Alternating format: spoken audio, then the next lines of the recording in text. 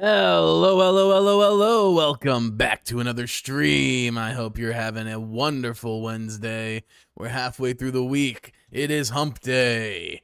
So congrats on making it this far. The jazz goes so hard. I know, right? It's this one sec, let me just adjust this real quick. There we go. There we go. That's too far. There we go. It's this person that I found. They make covers of video game music, and they have a bunch of like Ace Attorney stuff, and they even had a Ghost Trick one. So I've been playing them. It's Insane in the Rain music. So definitely show them some love because they have been making the intros and outros a vibe. I can hear the Godot and Emma theme, so I assume it's jazz versions of it. Yeah, exactly. Exactly. But that was also, I was playing the Ghost Trick one, which the Ghost Trick one is hype. It's big hype. Oh, let me move this game up. So definitely recommend checking them out. It's again, Insane in the Rain music. Definitely recommend them. They are dope. Anyway, let's get into this game, shall we? Change my game capture so you can see what I can see. I'm excited to see how this is different from the other Ace Attorney games. We're about to start investigating. Damn right we are.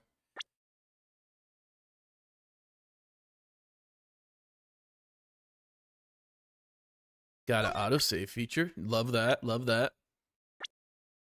Okay.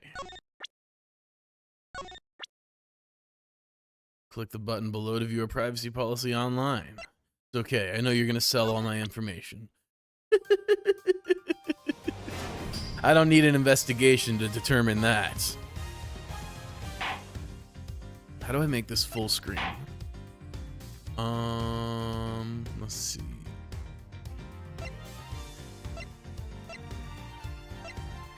Oh, interesting. You can go with a pixelated art style. Kev's not here, so don't ask me for the facts. He says all the facts, not me. I know squat about investigations. Just gonna watch from the sidelines. Yeah, no worries, no worries. We're on our own. Oh shit, Kev is here. You manifested him. Let's see, PC settings. Oh, here we go, here we go.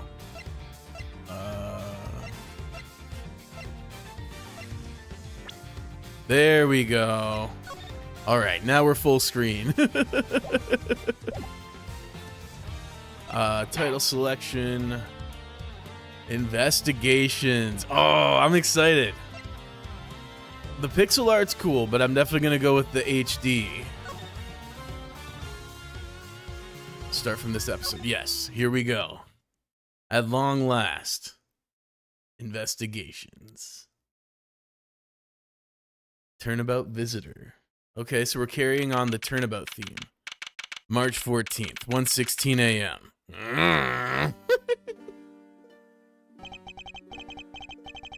To make sure the defendant is found guilty, what other choice do I have?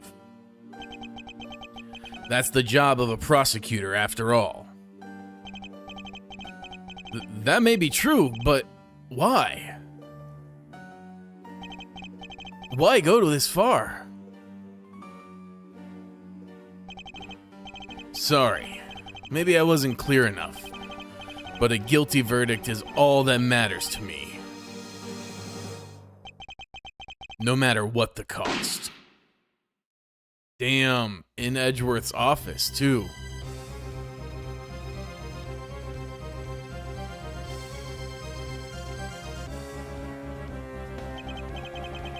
I'm a prodigy among prosecutors. Always have been, always will be.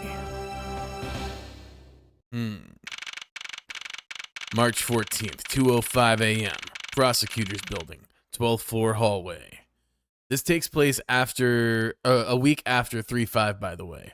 Okay, good to know. Okay, so this is basically chronologically immediately after the last case we played then. Nice.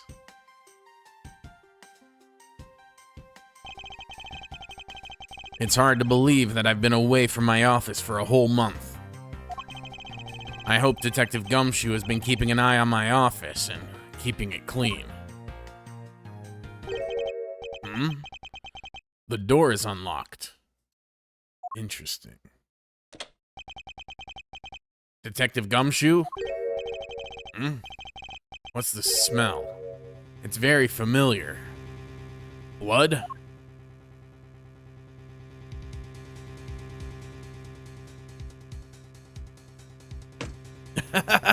I love his reaction. I think in this game we may see a lot of Gumshoe than we did on Ace Attorney. Kev can confirm this, he knows the facts. True. I believe that is the case. I think that Kev mentioned that when we were playing the last Ace Attorney game, actually. So that'll be a lot of fun.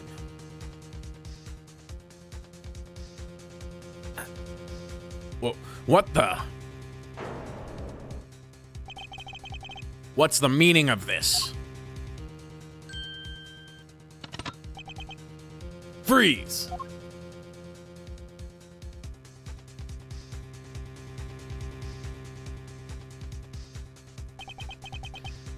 Identify yourself. Shut up! You've got some nerve committing murder in a prosecutor's office. Damn, Edgeworth comes back to his office and sees a dead body. Crazy shit. Yeah. Ugh, what a rough return home, eh? Is that a threat? Let me make one thing very clear. What? No one gets away with committing murder in my office. No one.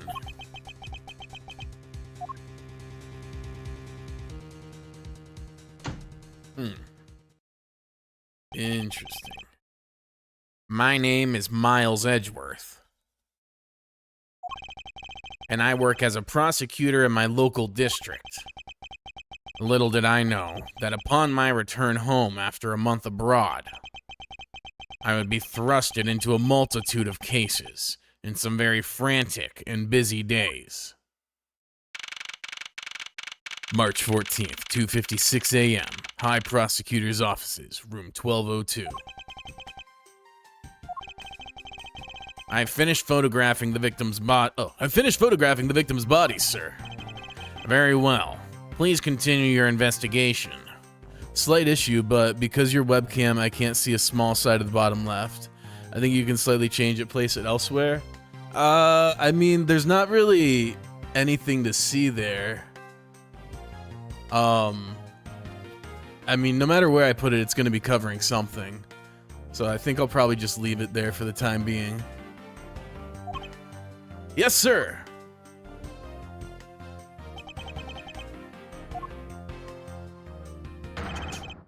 Oh, here we go. Mr. Edgeworth, sir. Are you okay, sir? Keep it down, detective. This is a crime scene.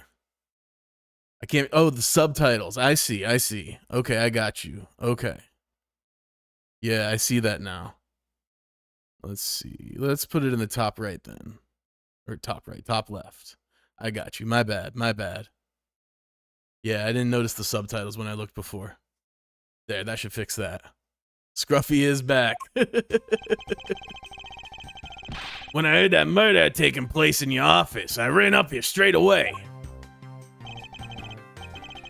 This is Dick Gumshoe.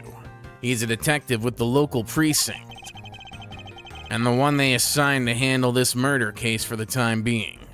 Should be mentioned, this was a DS game still, and as you can see, it looks a lot more different compared to the main lines.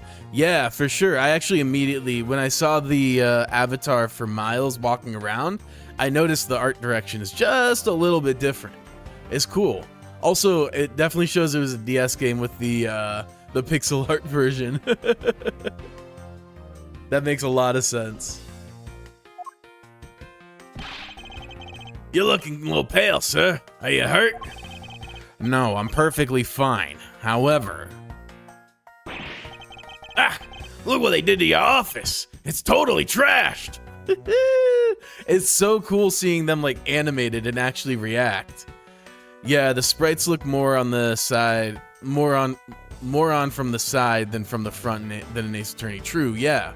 They're very side on. But yeah, I love seeing them like actually emote in real time. That's fun. I'll say, The culprit sullied my floor with dirt rather well. No one gets away with tracking mud into my office.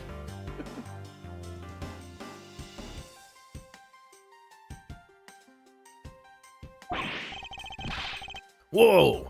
Sounds like you're getting really burned up over this whole thing. This crime was committed in my office, so it is my responsibility to solve it. Oh, that's just like you, Mr. Edgeworth. Oh, yes. If you're still here, Kev, by the way. I was thinking about what you said. I've been thinking about it since you said it, about like the channel points. And I think I finally came up with something that'll be really fun. I got a smaller tea tray finally, and the next thing I need to get, which will probably be within like the next month-ish, so near future, I'm gonna get a table for my 3D printer / storage, but I'll be able to get that out of storage and set it up.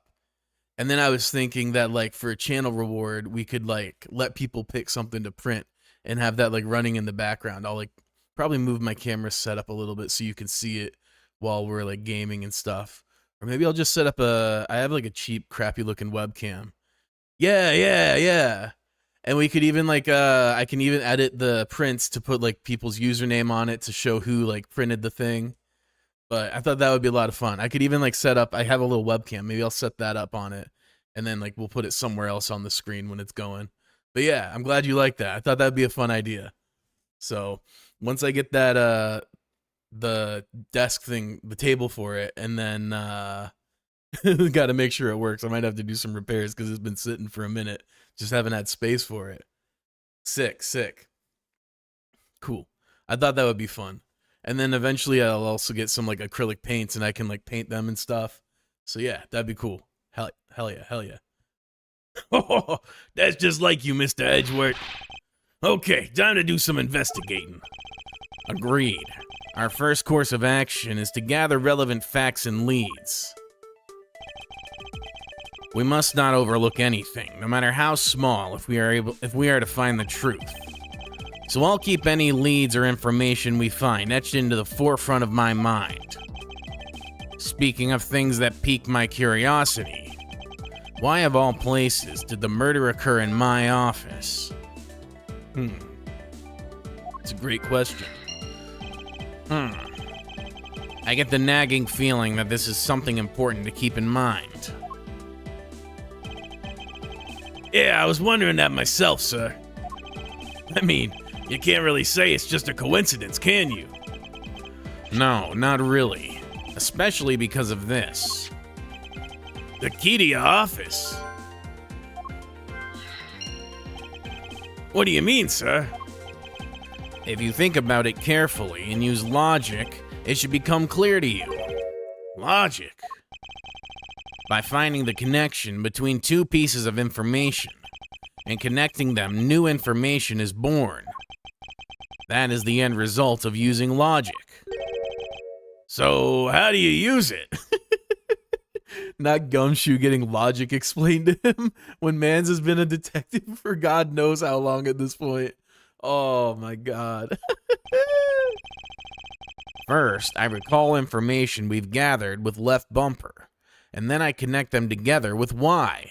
Interesting. That's a cool mechanic.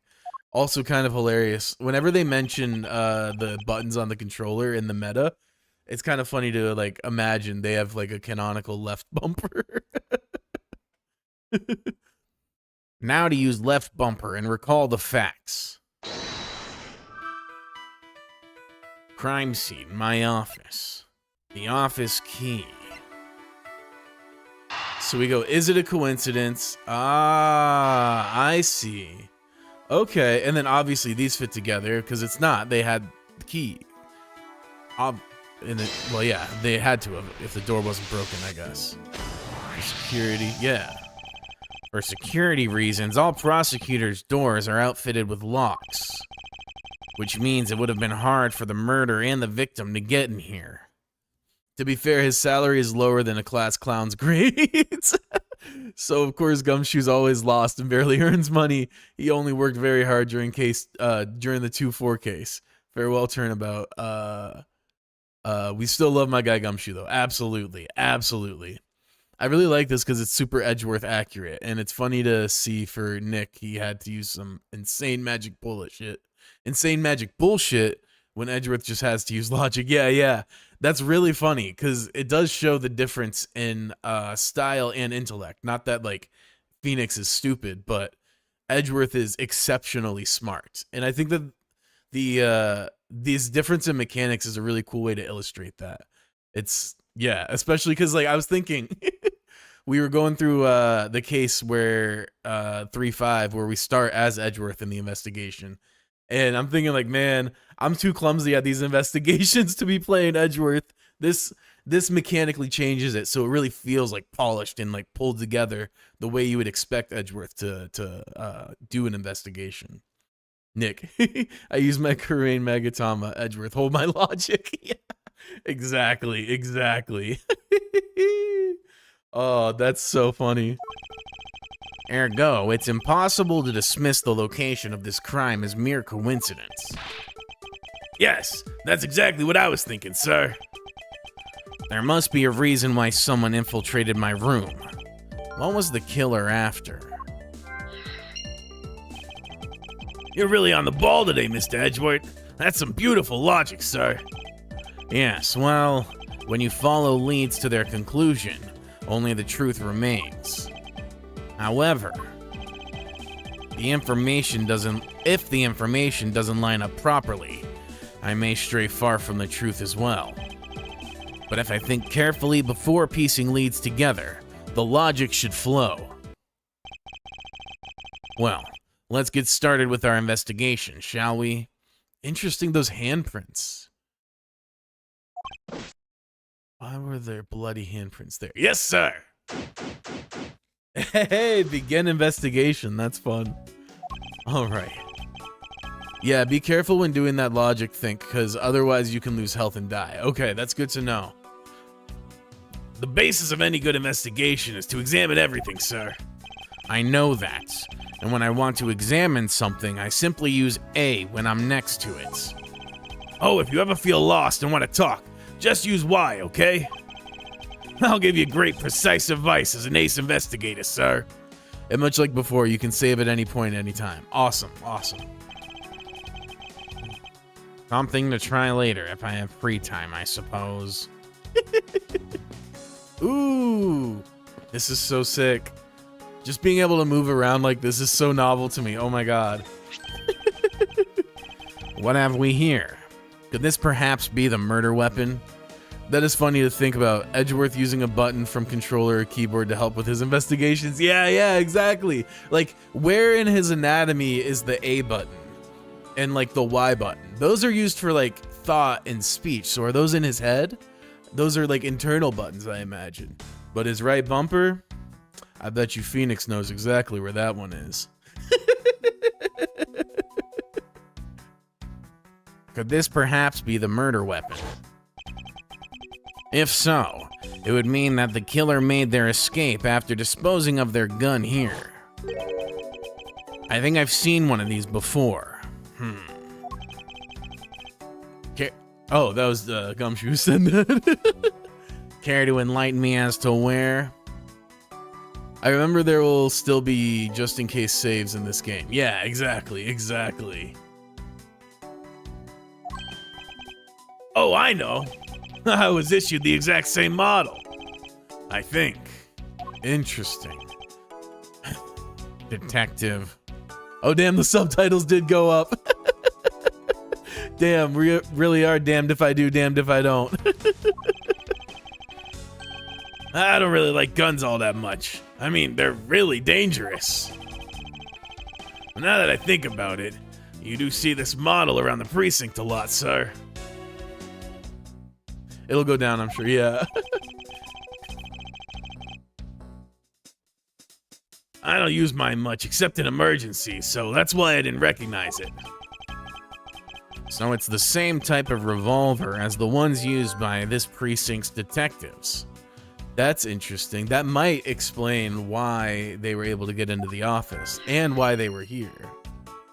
Let's keep collecting evidence, though.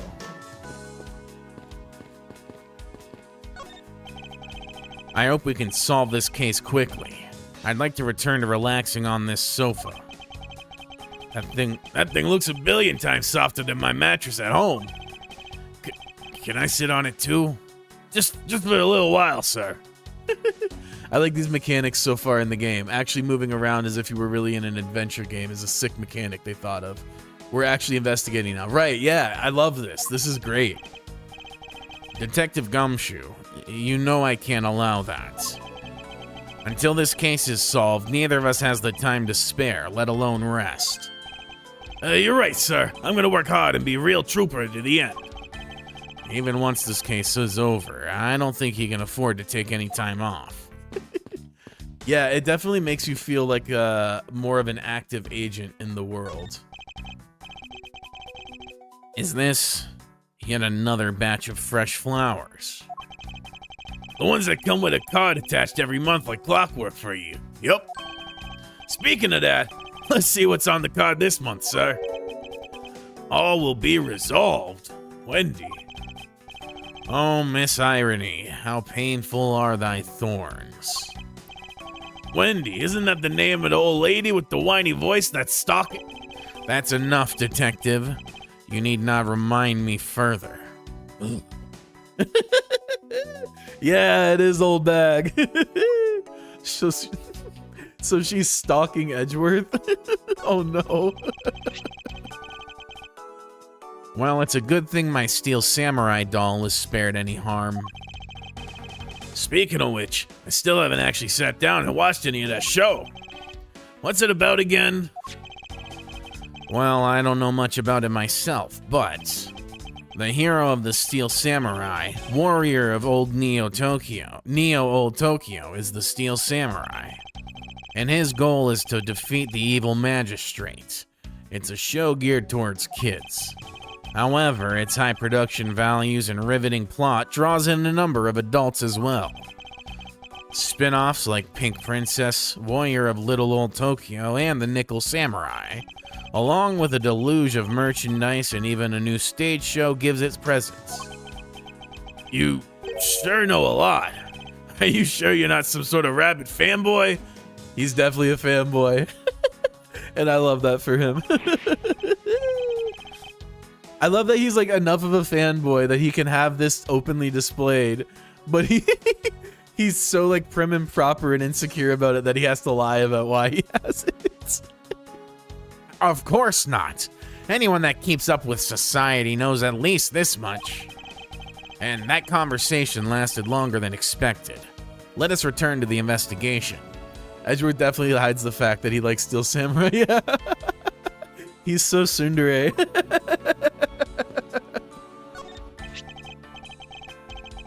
Oh, it's your trophy. The, Knight of Prosecutors, right? King of Prosecutors. And it's not a trophy, it's a shield. They only send this to the winning prosecutor, right? Yes. But I have no real interest in the perceived worth of other people. Kev wants to request a game. What's that, Kev? What game you interested in requesting? As for my own worth, that is something only I can determine for myself. You'll get the Steam link 1 sec. Bet. That's so slick, sir. I'm gonna have to try saying that sometime. Unfortunately for him, his monetary worth is tied directly to his worth to me.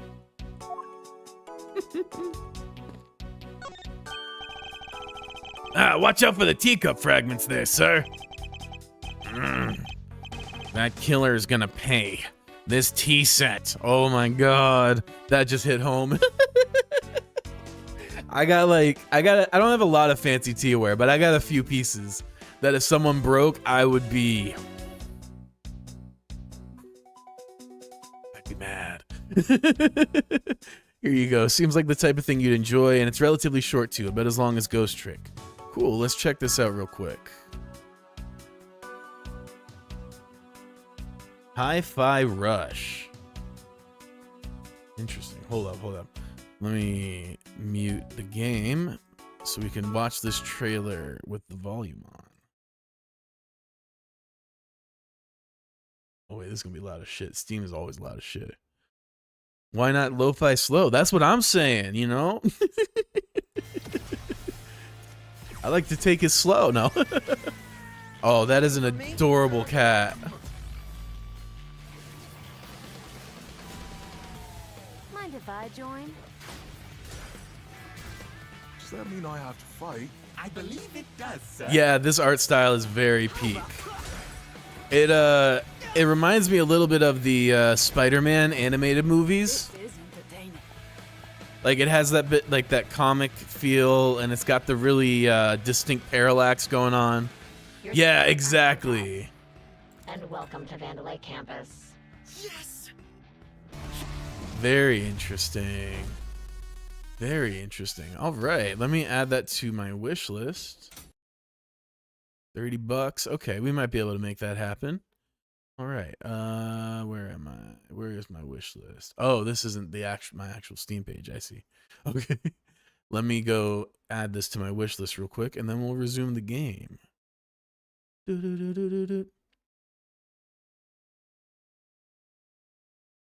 Hi-Fi Rush. There it is.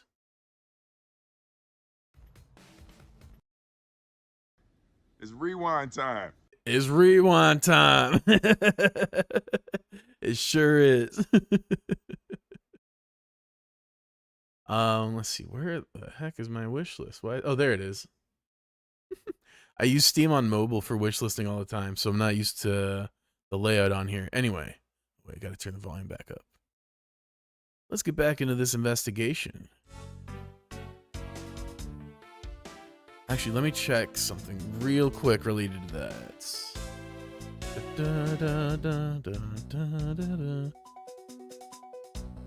Rush.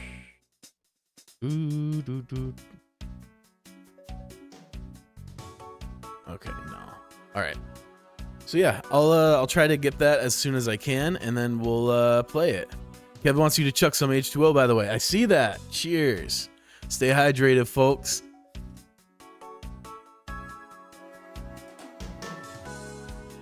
Thank you, Kev.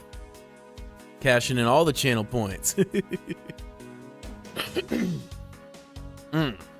That killer is gonna have to pay.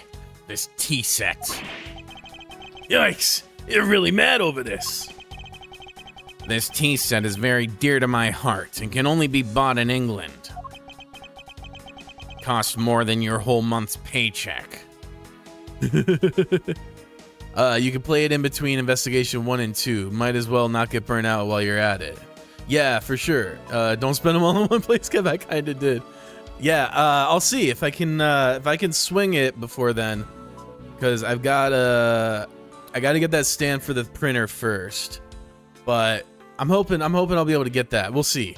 But I'll play it as soon as I can, because I think I'll be able to manage that. But yes. That would be ideal. I guess it depends how long this one takes. Yes. What? Now I feel like the killer's wasted one of my monthly paychecks. Investigation 1 is about 20-25 hours. Not too bad. Okay. So this will probably take like a week and a half to 2 weeks then. So there's a good chance we might be able to snag that game before this ends. Oh, that's nice. The little check mark is very convenient to help me know what I've looked at already. Your files are all over the floor, sir. They probably fell during the struggle between the victim and his killer. Oh, and I tried so hard to keep this place spotless while you were away. I mean, this just rendered all the time and effort I put in pointless. Nah. We felt it in our heart, Gumshoe. We felt it right here. I don't recall ever asking you to clean my room. Well, I watered the flowers every day just like you requested, sir. I just added cleaning to the list as a weekend special. For about half a day every Saturday, I come in and clean this place until it sparkled. What a nice guy. Like, he asked him to water his plants for him, and he really went a step above. Like, what an absolute bro. Does he have a life? Damn, dude does some nice ass shit for you and you're judging him for it. Oh, Edgeworth. They finished photographing the body, so I should be alright to examine the area. Also, I don't know if I mentioned it yet, but this game isn't written by Shutakami, but by someone else, the writer of Ace Attorney 5 and 6, since this was made after Apollo Justice when Shu left. Yeah, I think you mentioned that yesterday, right? It's the, I can't remember his name, but it was the dude who took over. You said he's been involved in all the games up till now, and yeah, that's really interesting. We'll see how he holds up to the master. Takashi Yamazaki. Yes, that's the guy. I won't rest until I've inspected every suspicious-looking nook and cranny. Oh, interesting. What do we have here?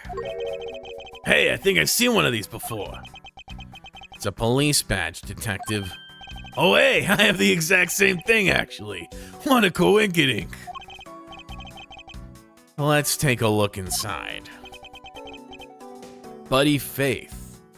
Mr. Buddy Faith.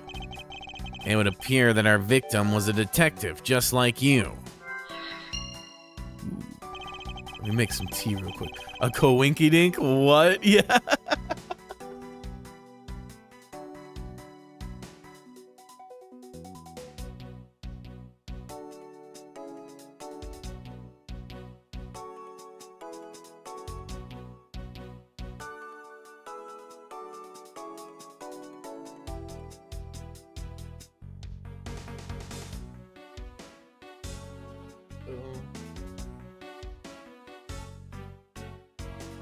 I've never heard of such a word before. Oh, really?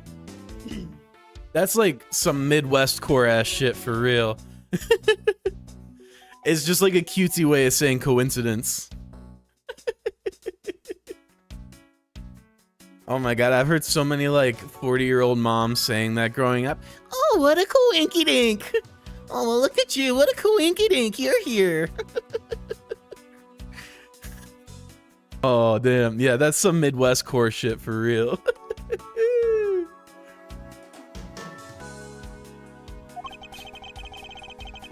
I thought Gumshoe was saying coincidence wrong. I mean, basically. It's not really a New Yorker thing, which is funny for Gumshoe to be saying it because he's very New York coded. At least in my opinion, but yeah. Now to calmly use some logic and figure out if any of them are connected to each other. That's it? Well, let's keep looking. Let's see here. There's blood all over his lower abdominal area. Larry is also very New Yorkian. Yeah.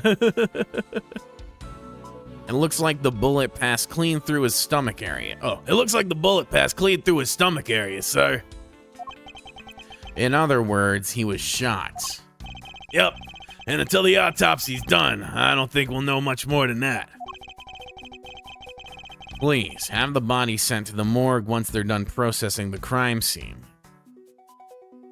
Wait a sec, does that say gum? Are you gonna be okay with keeping track of the evidence we find, sir? Of course. This is the safest way I know how to keep track of it all.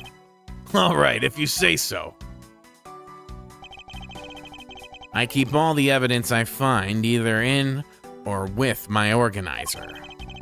When I want to re-examine a piece, I have but to press right bumper to open my organizer. But the organizer isn't only for evidence. I keep people's profiles on hand in it too. It's probably a good idea to make a habit of checking the facts often.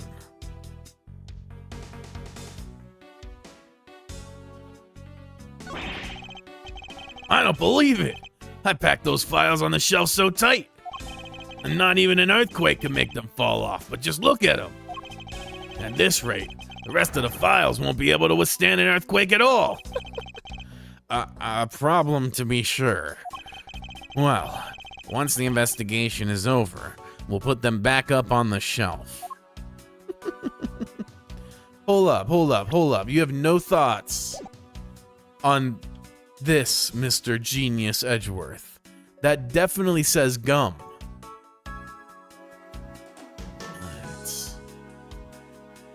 Okay. Guess I'm a better investigator than Edgeworth.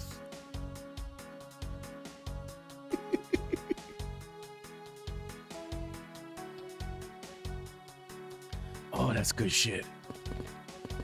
I've been wanting some of this. It's a type of tea called Lao Chateau, and I've been jonesing for it for a hot minute. When they like pack tea to ferment it. Yes, I was gonna do the loop of all the evidence and then circle back on that, but thank you for the reminder. When they ferment like pu'er and other dark teas like that, sometimes you get little clumps from the pressure and fermentation, and those little clumps are called Lao Chateau. And it's the best tea in the world. If you're a weirdo like me who likes tea that tastes like dirt. Ouch. They even knocked over your chess set. I had it all set up, ready for when you got back. Figured we could play a few games. I had no idea you were interested in chess. I'm actually pretty good at checkers, so thought I'd give chess a try. In that case, I suppose I can set some time aside after we solve this case. Nice, nice. It's a bro date. Though I don't expect the games to tax my mental acuity much. It's nice of you to humor him. Alright, let's talk to the coppers. You called, sir? Oh, okay, to talk to Gumshoe. Okay. Notice anything? Is there anything you noticed that you'd like to share, Detective Gumshoe? Just that I rushed over here as soon as I heard there was a murder in your office, sir. The investigation's just gotten started, so I guess there's not much else to say. So, were you the one that found the body, Mr. Edgeworth? Unfortunately, upon my return, I found my office door to be unlocked. And what awaited me inside was this whole messy affair. Ouch, that's rough. Even though I left the security of this room to a certain detective. Sorry, sir. That's rough. About investigating. I assume you understand how to conduct investigations, Detective Gumshoe? Of course, sir. Examine anything and everything with A. By checking various things out, we can gather all sorts of evidence and information. You can see evidence we collected with right bumper. For information and leads, it's left bumper. That's it. Great job, sir. Great job, sir. Deductive reasonable is the way to go. It's called deductive reasoning, Detective. Clearly something you lack. I seem to have picked up a few good leads. Oh, so now you're gonna do that thing you do with all the information, right? Where is the left bumper? Yeah, that's what I'm saying, bro. It's one of those questions that might be better left unanswered, though. What are you babbling about? The brainy thing you were talking about just a few minutes ago, sir. Logic. You said that you can look at all your leads and info by pressing left bumper. And you pick the ones that seem related with A and connect to them with Y. That's your way of investigating, right, sir? Yes, which is why this exercise in explaining my own method to me was unnecessary. Okay, then how about I explain my logic to you next? That is even more unnecessary. Damn. Okay, so maybe we can... okay. Gotta talk to the coppers. Sir, yes, sir. Nothing out of the ordinary right now, sir. And yet, there's something out of the ordinary right in front of my eyes. Talk about a contradiction. Something out of the ordinary, huh? I should look around a bit more. How's it coming along? Please, I need absolute silence. Fingerprint lifting is a delicate art. Well, I never. Let's see. What have I missed? Oh. It's been a while since I've sat at this desk. Oh, how I've missed you. It's so tiny that it looks newer than when I first bought it. Well done, Gumshoe.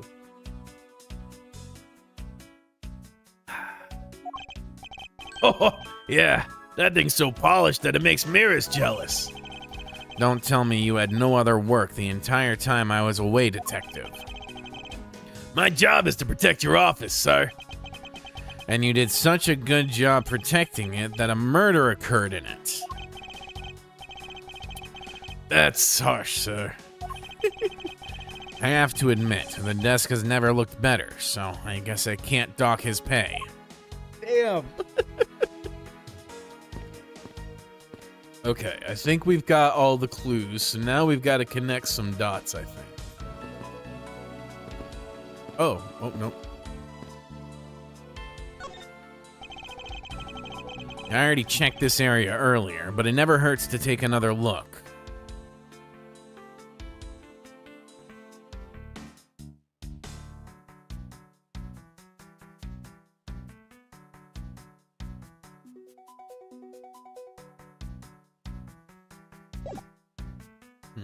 Okay, let's try to connect some dots.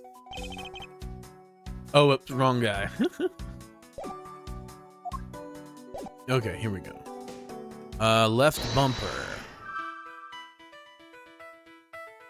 Why did this happen in my office? What was the killer after? According to his badge and ID, Buddy Faith was a precinct detective. My files are a mess, pointing to a struggle between the victim and the killer, so perhaps he was after some files?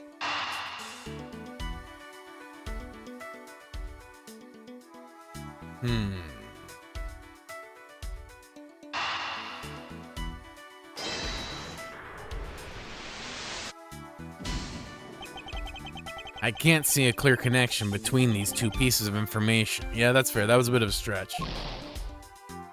Alright, so found at the crime scene. It's the same model as those used by precinct detectives. And the victim was a detective, so maybe the gun is his. How do I connect these dots?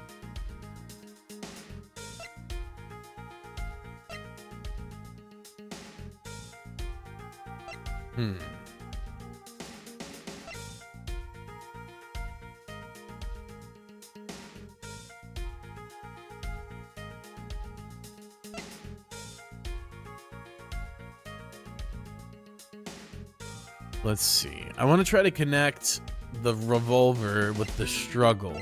I'm not sure what the best way to approach that is, though. Let's try... Okay. Why did this happen? Let's try this, and then I think I'm going to have to find more evidence if this doesn't work.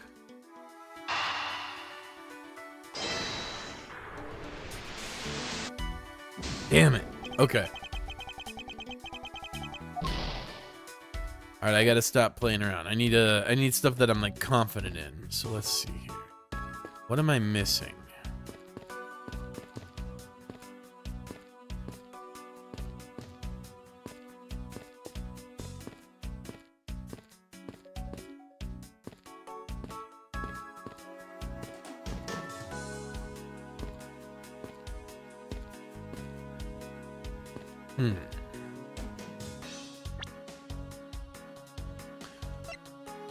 Bullet went clean through the victim's abdomen. Body was found around 2:05. Low-key, I'm sure it's the pistol and the guy being detective. I haven't played in 8 years, so don't take my word for it. You can present evidence to Gumshoe. Okay, let's try that.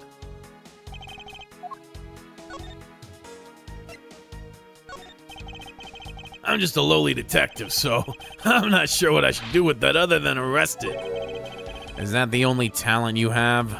Oh, wait.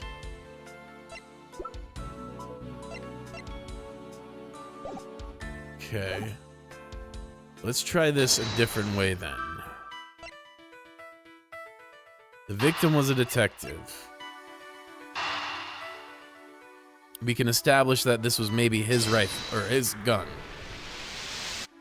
Hey, okay.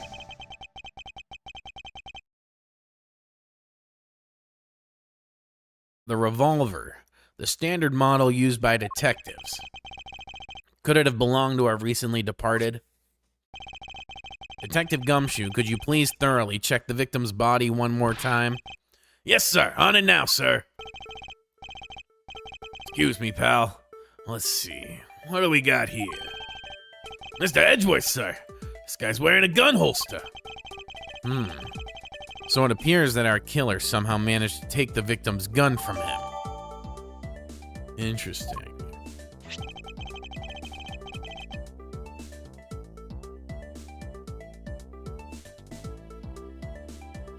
Let's see what else we can find about this revolver. As I always say, you gotta look really carefully at each piece of evidence. You can use right stick. I think we all know where the right stick is located. You can use right stick to locate an object. There's no such thing as a bad angle. Use left bumper and right bumper to zoom in and out to get the nitty gritty. Okay. What about this little horse? No? To think that it's so easy to take a life with just the pull of a trigger. You know, I can't ever see myself really liking guns. Oh, but I love the ones they use at a track and field meets to stop races. If you take off before it's fired, everybody always ends up following your lead. To chase you down for a false start, detective. Now that you mention it, even when I finish first, I always wind up in last place. Hilarious. Okay.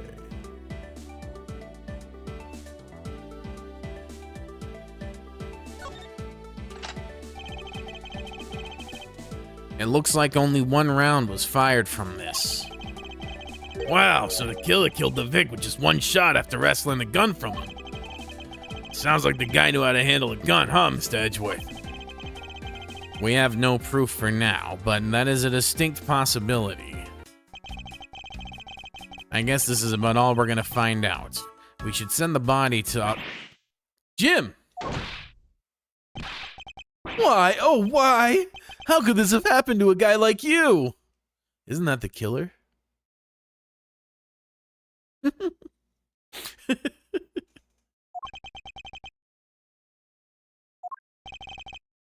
Are you all right? Don't touch me! Leave me alone! Just let me be!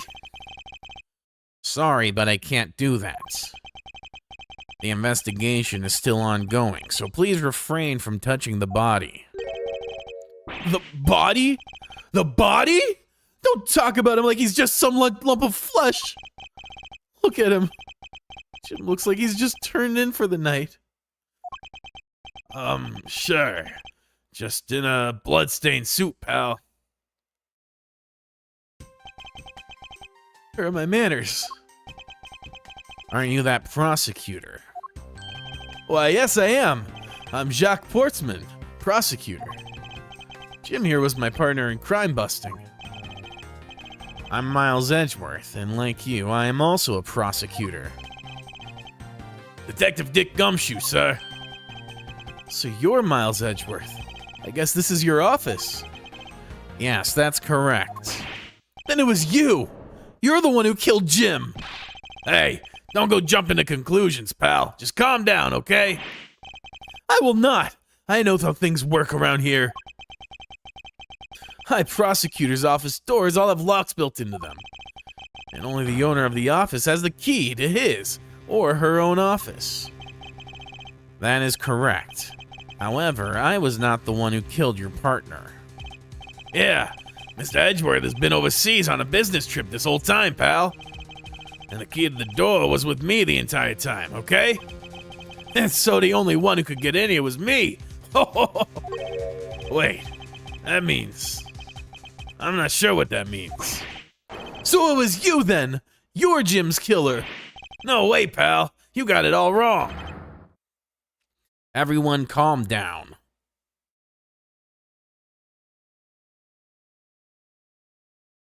His pun name is Jock and Sportsman. Yeah. I didn't catch that at first. That's so funny. Jock Sportsman.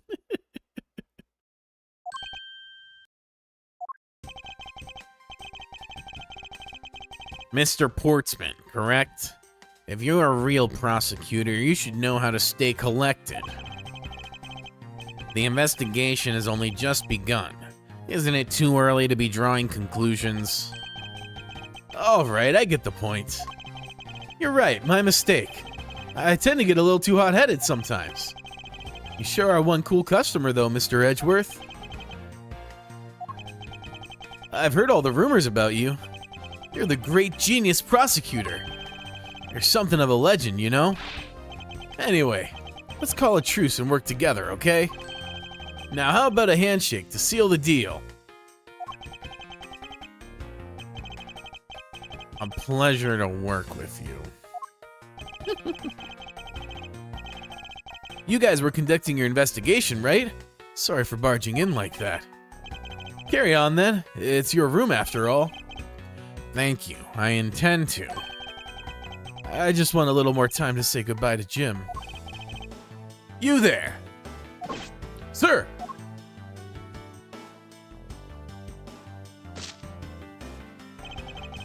I want you to capture this scene on film for me. My final farewell to my partner Jim. Jeez. What a prick. I should probably give them some space.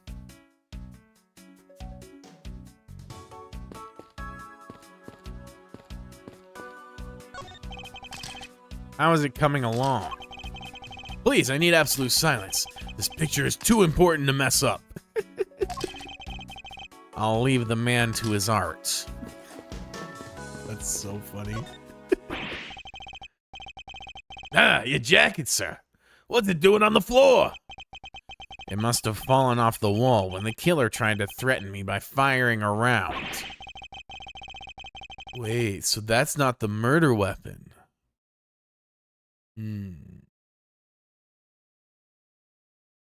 So the killer not only shot the victim, but they shot your jacket as well. That's the jacket from 3-4 flashback if you don't remember. Yeah. They dared you to shoot the ultra special jacket that you made your prosecutorial debut in. What if they had shot through it? It would have been a disaster. It's not worth getting worked up over, Detective. Not when there's something more here. Huh? Like what? I take it you haven't noticed it yet, Detective. There is a giant contradiction right here in front of us. Really? Did I say contradiction? He must be rubbing off on me. I'm starting to sound like him. But I have my own methods and I will conduct this investigation in my own way. When the scene before me contradicts a piece of evidence or seems off, that's when my deductive skills come into play. Uh-oh, here come the ad breaks. Run, hide, fight for your lives. I'll see y'all soon. First, I have to find the spot that holds the contradiction. It's right there. This is it. This bullet hole is where the contradiction lies. When I spot something that's off, I should point my cursor at it and press Y. And when I have found sufficient proof to prove the contradiction, I present it. This is how I do things. Eureka! This whole bullet is the contradiction. This bullet hole is the contradiction. What do you mean, sir? It's elementary. 2 shots were fired in this room. The first felled the victim, and the second felled this frame. Hey, that's right. However, this gun was only fired once, Hey, that's true too. which means that one of these 2 bullets was fired from a different gun. Did the killer have another gun prepared for tonight? By the way, I noticed something, sir. Yes? What's that thing sticking out from behind the frame? Ah, that. It's a secret safe. Secret safe? Oh, I smell money. I'll spare us the trouble and just say it. Nothing like what you're imagining is inside. Now, if you could kindly move this frame out of the way. Roger that. Achoo! Achoo! Talk about dusty. I suppose that's what happens when I'm not here to dust it once in a while. I had no idea there was a safe here. I'd have kept it clean for you, sir. So when did you put this thing in? It wasn't something I had installed personally. Every prosecutor's office has one. Really? I had no idea. Well, only prosecutors are supposed to have knowledge of their existence. So what's inside, Mr. Edgeworth? Right now, nothing. We only use them to store especially important evidence when a trial is in session. That's it? Talk about squashing my hopes and dreams. That makes sense. I won't rest until I've inspected every suspicious-looking nook and cranny. Now this is odd. You found something, sir? This keypad. Don't you find it to be a bit too clean? Yeah, there's a thick layer of dust all around it, but not on the keypad itself. You there, forensic scientist. Yes, sir. Could you please dust this area for fingerprints? You got it, sir. I couldn't find, let alone lift, a single print. Looks like it was wiped down well. Very interesting. As I thought. It appears that logic is the only way around this setback. Time to rationally and calmly connect the dots with the information we have. Oh, wait, I can further investigate this. Oh, okay.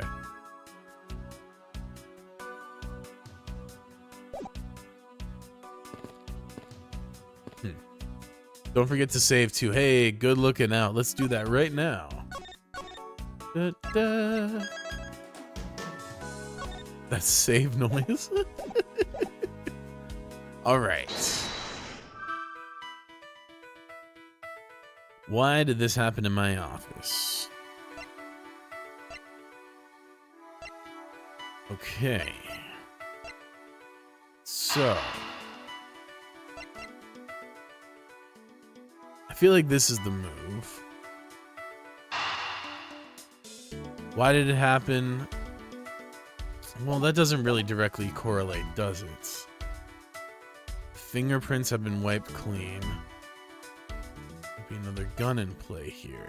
Ooh, wait. What if the other gun is in the safe?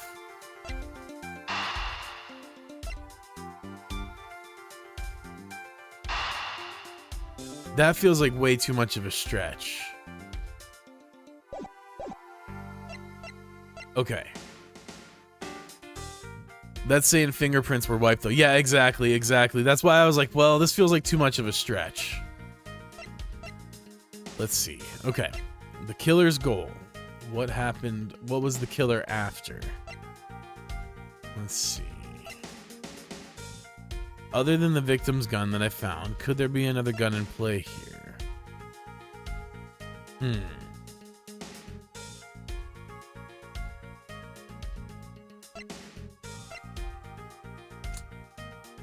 Let's see.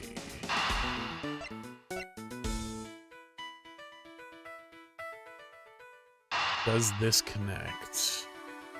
These feel like the only two that kind of connect. Maybe in the other orientation, though?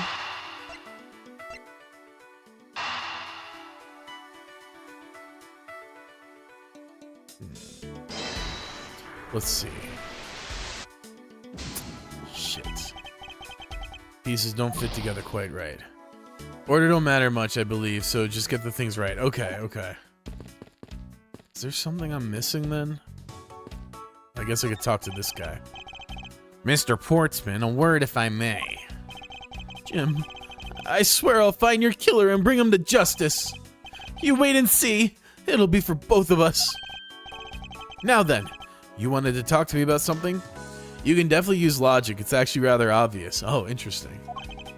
No, that's all right. Feel like I'm interrupting their conversation. Let's see. killer's goal. I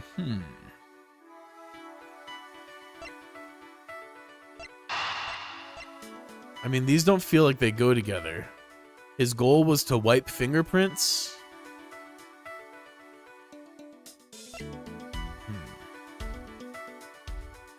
His goal was to have another gun. No, I don't think so. And we already tried this one, and this didn't work. So it's not this. Fingerprints have been wiped. Signs of a struggle. Oh, that doesn't work.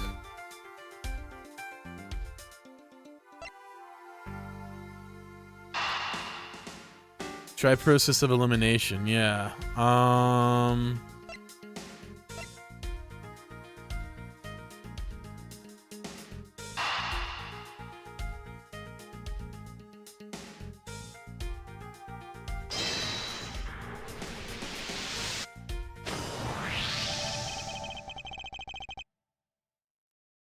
See, I don't see how that...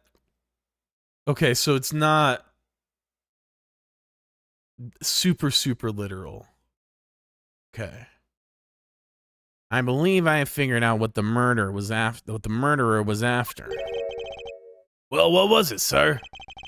The fact that the safe was wiped clean of fingerprints suggests... Right, okay. So it's not like... The evidence isn't super literal. There's some flexibility to the use of it. The fact that the safe was wiped clean of fingerprints suggests that the criminal had at least attempted to open my safe, making the culprit's motive for breaking and entering theft. I believe. Okay, that checks out. Okay. I think I was assuming that the evidence had to like connect in a very like direct, literal way, and not that like, yeah, they wiped the fingerprints on the safe, so that's obviously what they were going for. Okay, that makes sense. That makes sense. I wonder if knowing that the motive behind this break-in was theft changes what the other pieces of information can tell me about this crime. Let's see. You're getting used to the new gameplay loop. It happens. Yeah, exactly. That's just kind of getting used to it. Exactly. That's well put. So, we know the motive was theft. Now, was the killer's motive theft? Struggle. Does that tie to anything?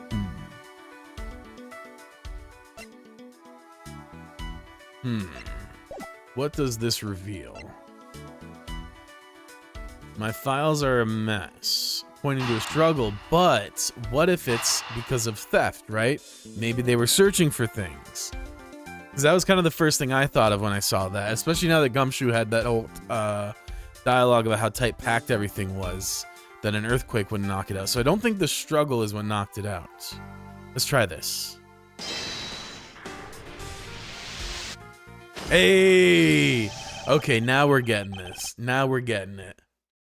There's a possibility that the files splayed on the floor are not the result of a struggle between the victim and his killer. Oh, you mean like it could be from when the killer tried to find something, sir? Precisely. We need to figure out if any of the files have been stolen.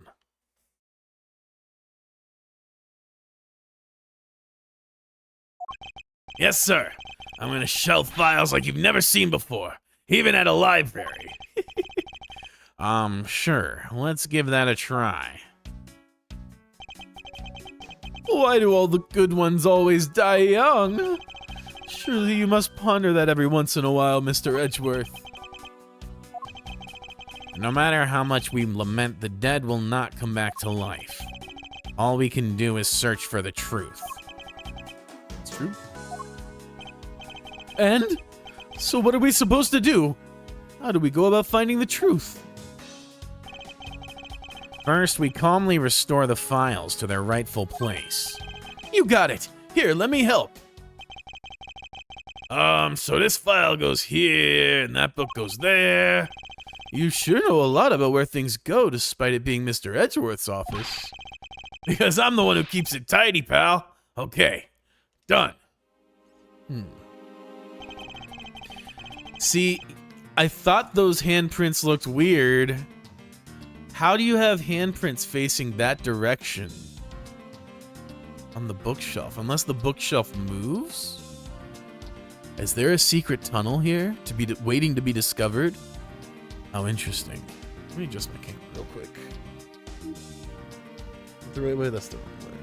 That's the right way. Okay, that's too far. There.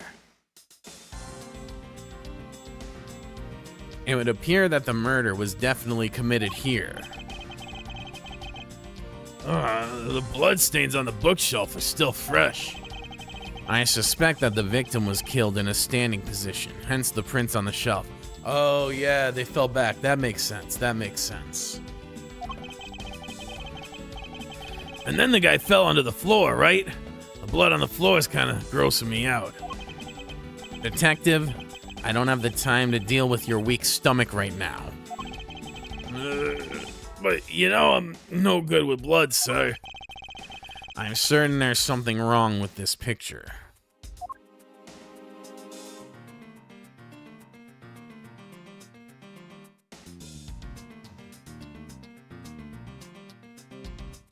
"3A, 3B, 3C.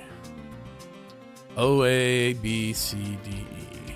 2A, 2B, 2C, 2D, E, F, G, H. A, B, C, D, E, F, G, H." Okay.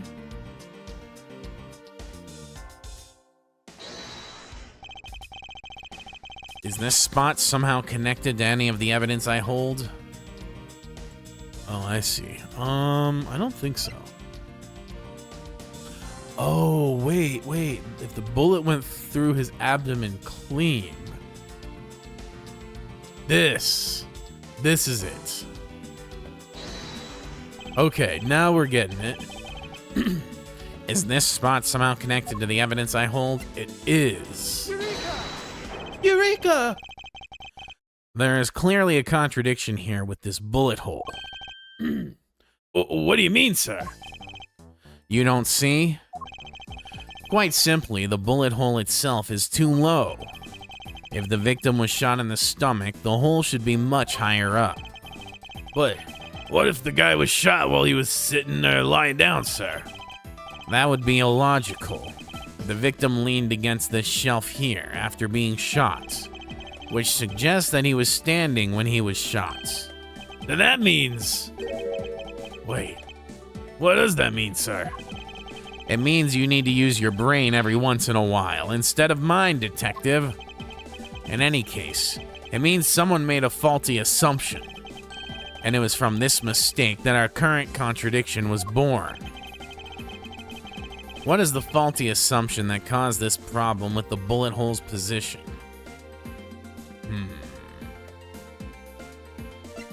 Is it the order of the files, mayhaps?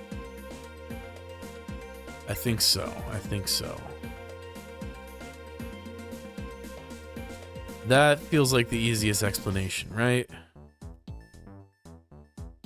Can I save? Let's hit that save. Alright, let's do the order of the files. I believe the order of the files is a bit off.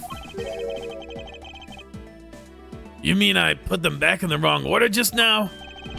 Hey, actually, I think the labels on the files are wrong, sir. Oh? Yeah. You see here how the files that were shot begin with the number 0? What are those doing all the way down there after 1, 2, and 3? That's really weird. Actually, the way they are organized now is the correct order. They are exactly as I see them in my mind's eye. But the numbers are all out of order. Those white binders are special, so they are arranged a little differently. But from this, we know that the files were not in this order when the crime occurred. Aha, so that's it. I believe the killer made the same incorrect assumption as you just did, detective. Let's rearrange the files in numerical order and see what we find out. Do you think it'd be okay to prop the body back up to how it was before it was moved? They've finished processing the crime scene, so I don't see why it wouldn't be. If you please, Detective Gumshoe.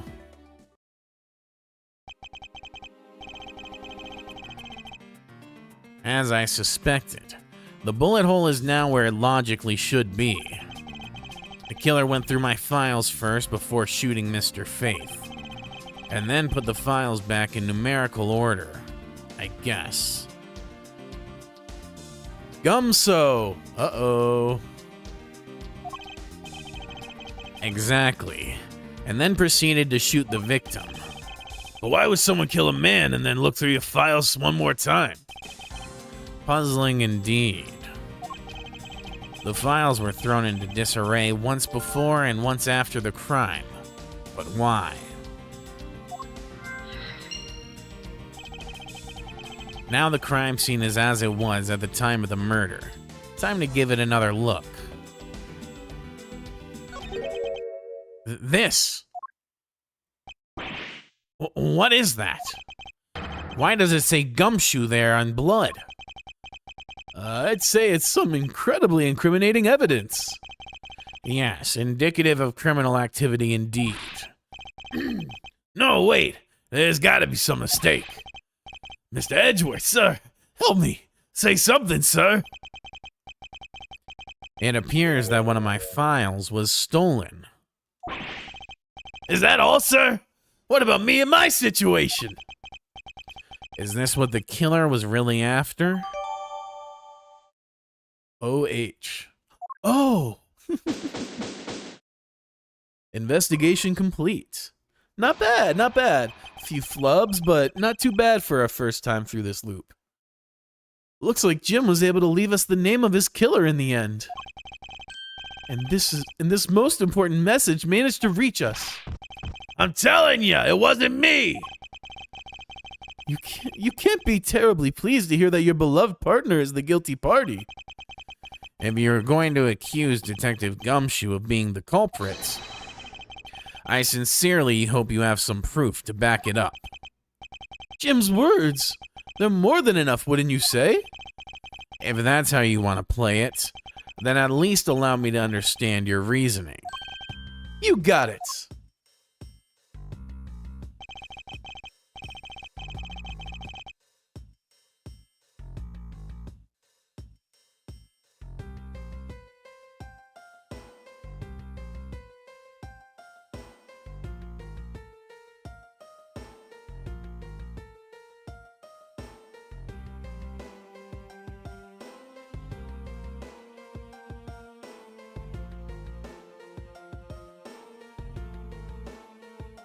All right.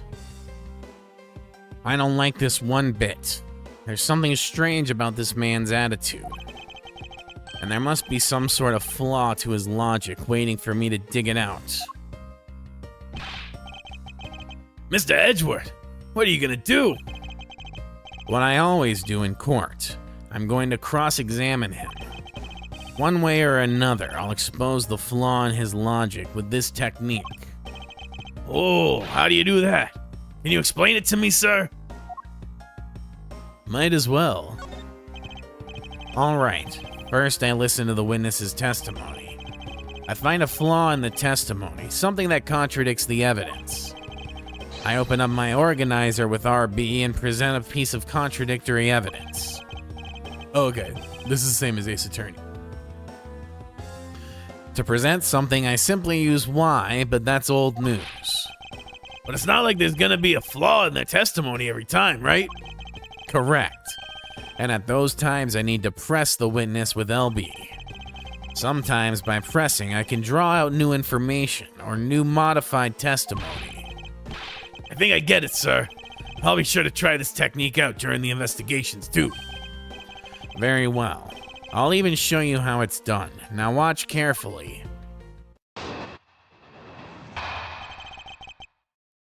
Mr. Portman's logic.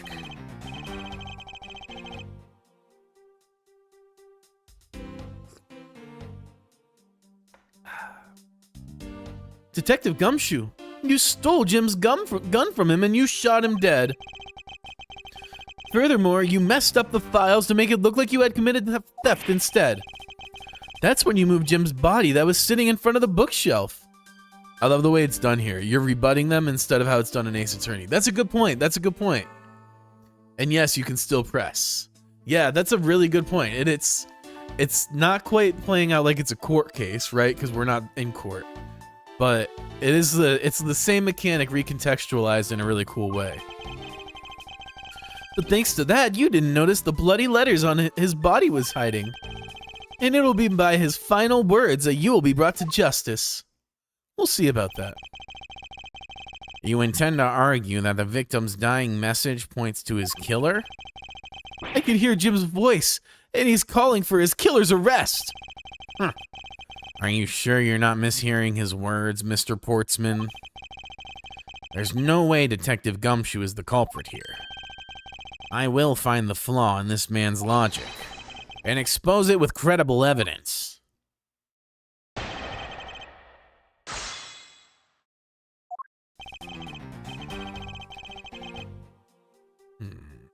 Hold it! You know, there's something I've been meaning to ask.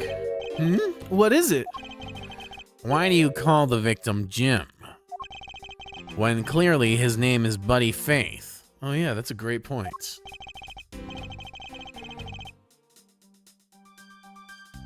This guy is such an asshat. Isn't it obvious? Jim is the perfect name for my companion. Jock and Jim. Don't those two names go together like peanut butter and jelly? The man's dead. Call him by his real name. Like, what the fuck? But Jim isn't even close to the guy's real name.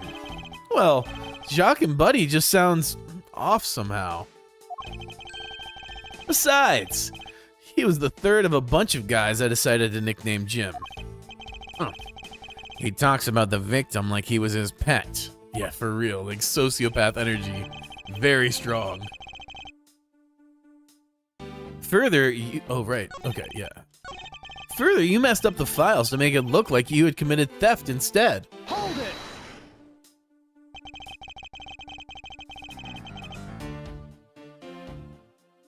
Whoa, what's going on Twitch? Is this just my stream, or are y'all able to see the screen? What the fuck?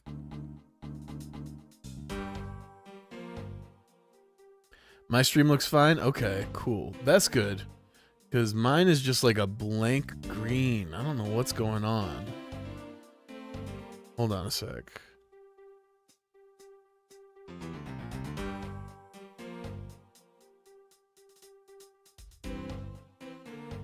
Dun, dun, dun, dun. What the fuck?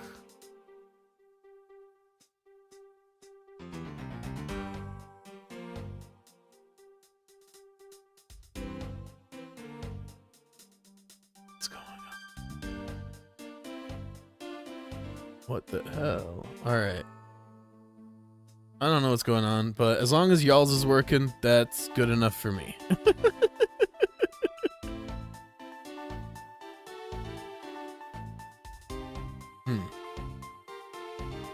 Hold on, let me...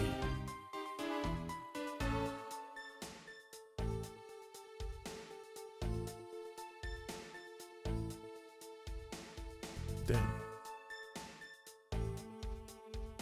Alright, well, I don't know what's going on there, but... Okay, we'll just move on, I guess. And hope it's fine. Oh, God. That's true. Okay, then maybe his real intent was theft. Hey, are you accusing me of stealing something from Mr. Edgeworth? It's a possibility. Maybe your salary's been cut so much that life is getting a little too rough to handle. I'll have you know that I eat 3 square meals a day, pal. Hold on, let me check on my phone. Now I'm paranoid that it's not just me. Hopefully it is.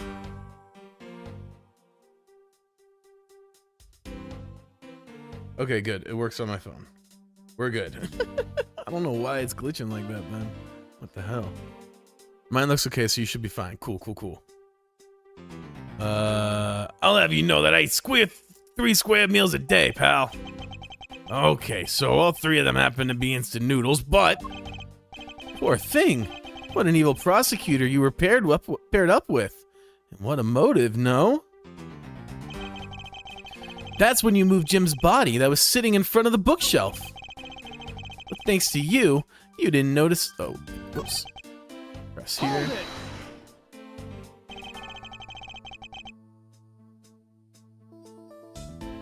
And why would Detective Gumshoe do such a thing? Because the body was getting in his way. He had to mess up your bookshelf somehow, right? Anyway. But thanks to that, you didn't notice the bloody letters this body was hiding. Why do you think the killer didn't notice the bloody letters? The body was covering it quite well, wouldn't you say? That's how he missed it. But judging by what I've seen, it doesn't take much for you detective to miss something. Who do you think you are? You know nothing about me, pal. There's a lot a person can understand about another from first impressions alone.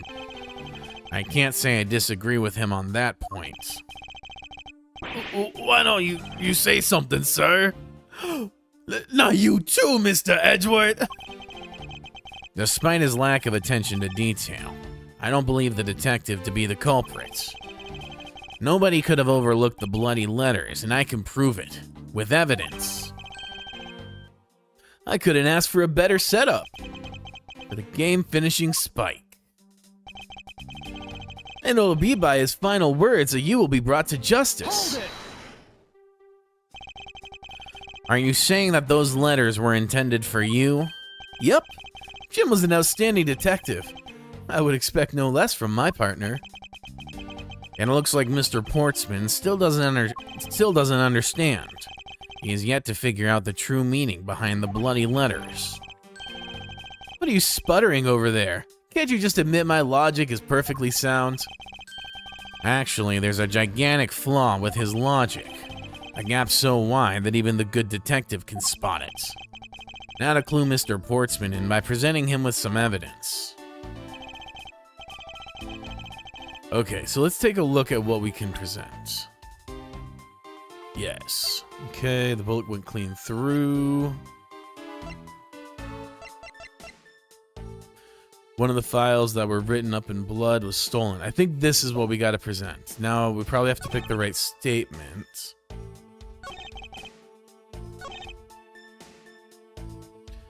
And then let's present on here. I think this is the move.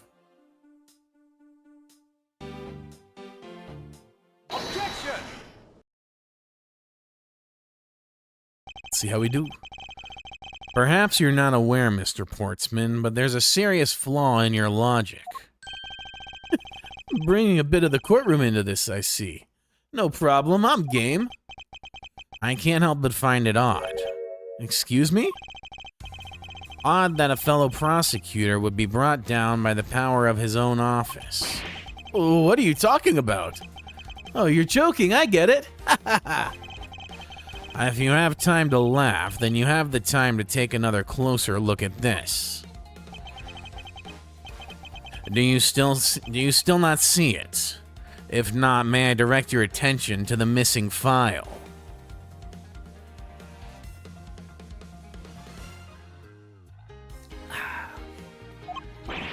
What?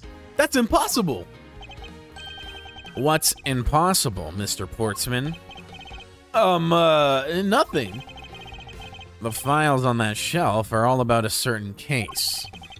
When the killer went to take the file after murdering your partner, I highly doubt they could have missed the bloody letters written on the spines. It's possible that they could have taken the file before committing the murder. I think it's pretty obvious that the file was stolen after it was written on. The missing letters in the detective's names where the file should be as proof. Yeah, I mean, the S is gone and there's only half an H. If Detective Gumshoe really was the culprit of this case, I highly doubt that even he could overlook his name written in blood on the files. Especially as a detective who can't stand the sight of blood. That's such a great reaction.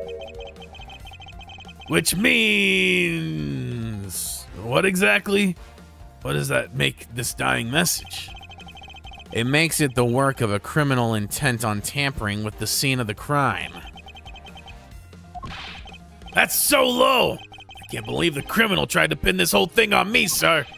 I'm gonna get him, sir. You'll see. I'm gonna have them under arrest in no time. Well, Mr. Portsman,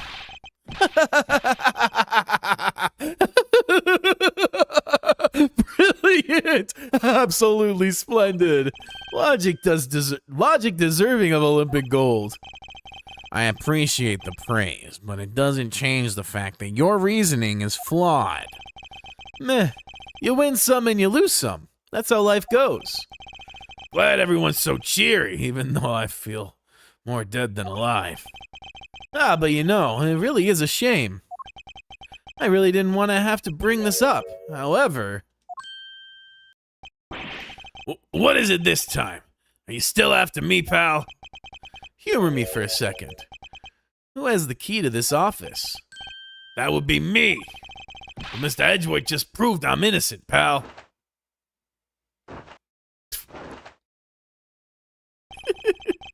That's absolutely right, and I acknowledge your innocence. Then why do I sense that you still have something to say?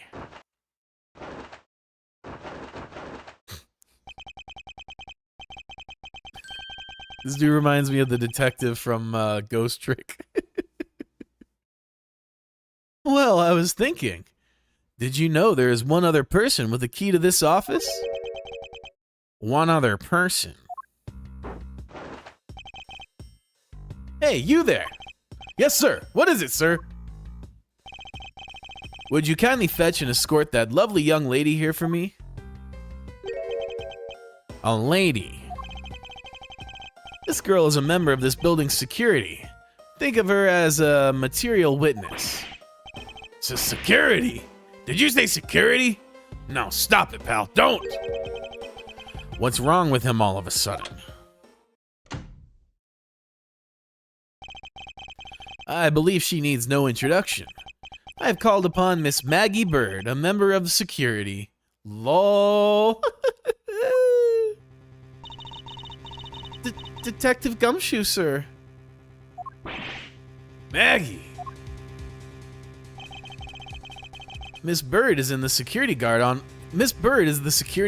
watch tonight. I see. And your point is? My point is that she could very well have used it. And by it, I mean the master key, which can open all office doors in this building. Dude first got accused, and now his girlfriend. Yeah, for real. What? If you are not the guilty party, Detective Gumshoe, then the only other person with access to this room is Miss Bird. How dare you! I would never sneak into someone's room. That's right. I refuse to believe that Maggie's the culprit, pal. It was me. That's right, I did it. Can we take that as a confession, Detective? Well, it wasn't really me, but it definitely wasn't Maggie, pal. So yeah, it was me. If it was, you'd have no problems with that, right?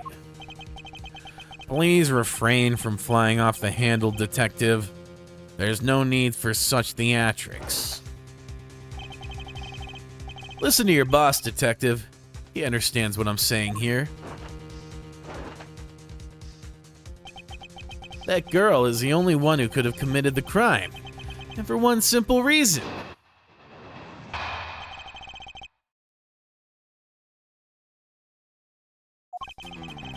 It's pretty obvious that Miss Bird snuck into your room using the master key.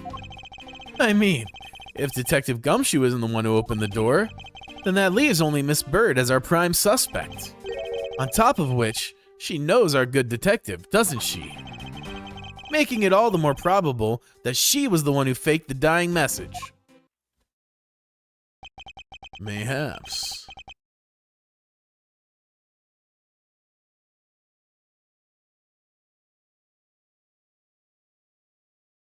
So you're saying she used the master key? That close-up shots of their eyes is actually a really cool thing in the DS. Top screen would show Edgy, and the bottom would be this guy. All Ace Attorney games did this, in fact. That is really cool. That's definitely something that's kind of lost in the adaptation to a PC because it's all one screen. Although it freaked me the fuck out if my second screen all of a sudden had a big ass pair of eyes looking at me.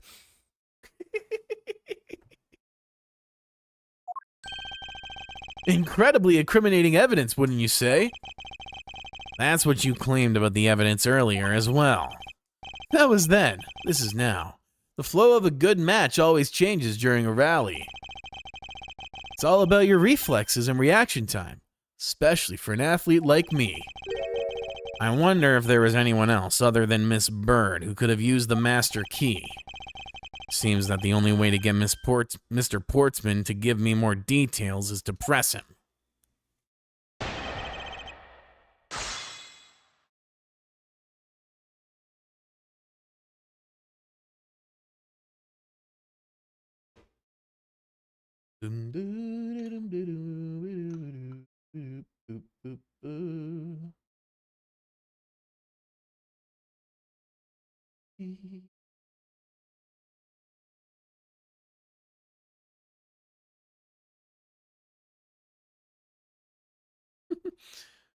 Oh my god, bro. Link broke 1 sec. Oh.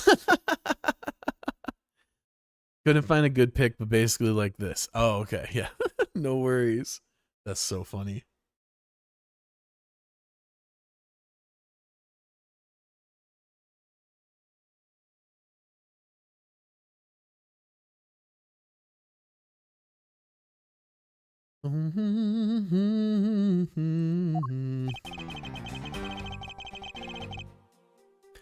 It's pretty obvious that Miss Bird snuck into your room using the master key. I mean, if Detective Gumshoe isn't the one who opened the door... Oh, okay, here we go. Yeah, we gotta press him. Hold it!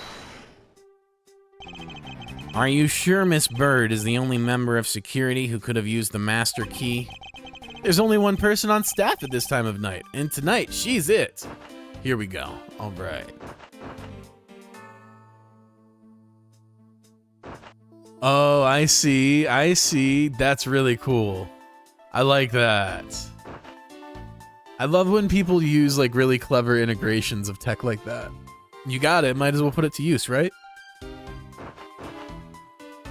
There's only one person over here. Isn't that right, Miss Bird? That's, true, but I wasn't able to use the master key at the time of the crime, sir. Wasn't able to? What's that supposed to mean? Yes, moving on. I'd hate to get sidetracked by something unrelated. What do you mean unrelated? I want to hear what she has to say, pal.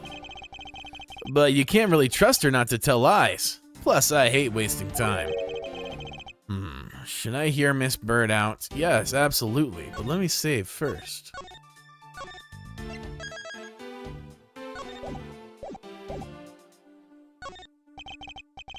Not so fast. I too am interested in hearing what Miss Bird has to say. Didn't I just say it'd be a waste of time? We don't need to hear her lies. I'll be the judge of that, Miss Bird, if you please. I discovered that the master key was missing at around 1 a.m., sir. What do you mean by missing? As in it wasn't there in the security booth, sir. The killer must have stole it. Mr. Portsman, I believe this to be an important piece of testimony, don't you? I can't believe that someone like you would be taken in by such words. I'm not lying, sir. If that's the case, then I'd like to know why you have the master key now. I don't quite know. It just reappeared all of a sudden, sir. Ha! A likely story. Where's your proof that the key was stolen to begin with? I bet you just forgot where to put it and then found it again. I never lose things. I can practically guarantee that. With me, if something disappears, it's usually because someone stole it. Yeah, pal, trust me. You don't want to test just how bad her luck is. Unfortunately, I can't deem this piece of testimony as conclusive. Glad you agree, Mr. Edgeworth. But, you still haven't established Maggie's motive for breaking into Mr. Edgeworth's office. Her motive? Didn't we already establish that it was theft?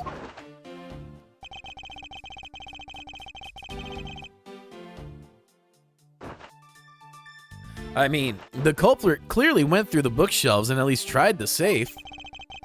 It is as Mr. Portsman says, Detective. I can't ignore the fact that all the evidence points towards a motive of theft. But I'm done taking blows. It's time to counterattack with a few facts of my own.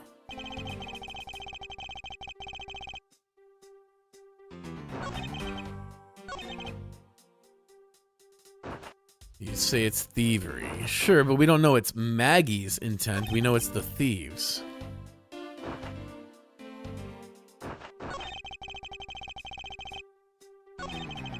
Hold it! I thought we had established Detective Gumshoe's innocence pretty thoroughly.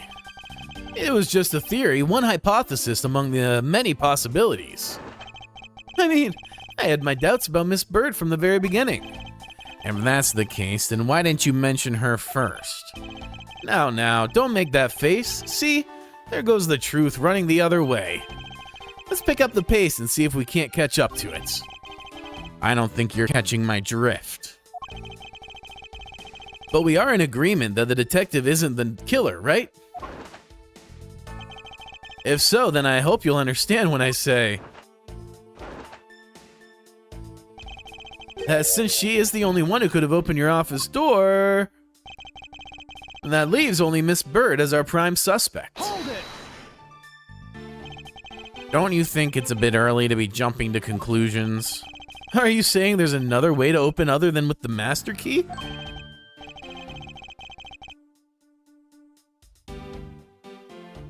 Oh, I get it. Perhaps you made a spare for someone else. I'll have you know I have never made a spare. So what are you insinuating? Nothing. Guess I should have known better than to suggest that someone like you would. Indeed. On top of which, she knows our good detective, doesn't she? Hold it! Is there anyone in this district who hasn't at least heard of Detective Gumshoe? Good point. He's practically a celebrity among us prosecutors. Really? I never knew I was so talked about, sir. We're holding our collective breath, you know. For when you screw up so badly that you're literally chased off the force. Oh, wait. What? Is that true, Mr. Edgeworth? Of course not. That's hogwash. Ooh, don't scare me like that. I almost had a heart attack there. Making it all the more probable that she was the one who faked the dying message. Hold it! By dying message, you mean the bloody letters that spell out Gumshoe? I figured that whoever wrote his name must have wanted to frame him. And just the act of choosing his name is proof enough that the two knew each other well. Mr. Edgeworth, what are you waiting for? Hurry up and present some evidence. I would love to. But first, we should listen a bit more and digest what he is saying. And press him for more information. Pretty sure we've pressed all the statements now, so. Now, what can we present? This is the one where he was first like, I gotta present, so let's see here.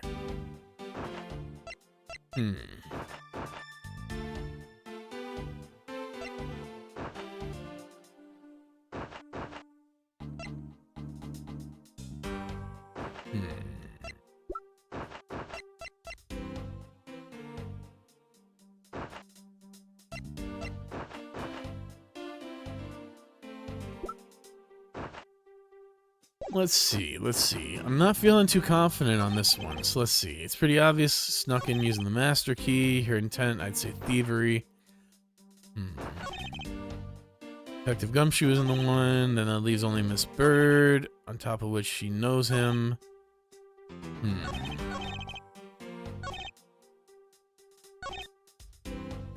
But this is the only one that really feels plausible. Let's see.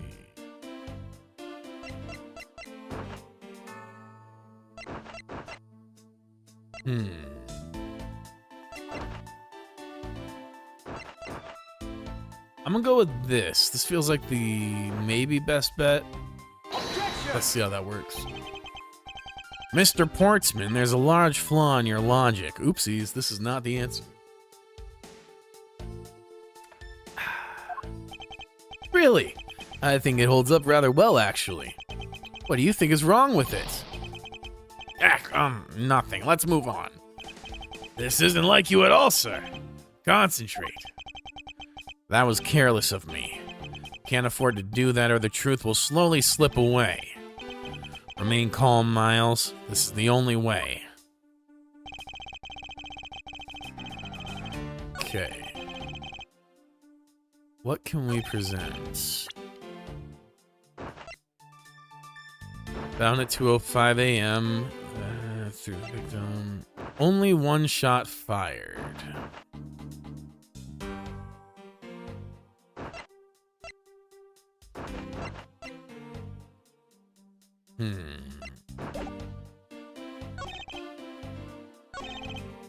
Hold it! Maybe we press this. This is technically a new statement, I think. I concur that the culprit's motive appears to have been thievery. However, Glad to hear that, Miles Edgeworth. Glad to hear that the great Miles Edgeworth is in agreement with little old me. with regard to the investigation of the bookshelves and safe, Hey, good thinking, asking for my opinion on the matter.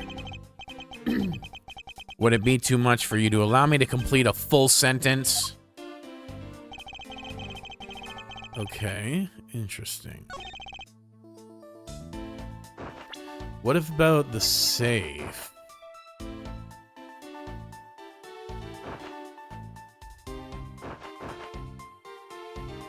Objection! Here we go, here we go. Do you wish to continue that Miss Bird was set on stealing something?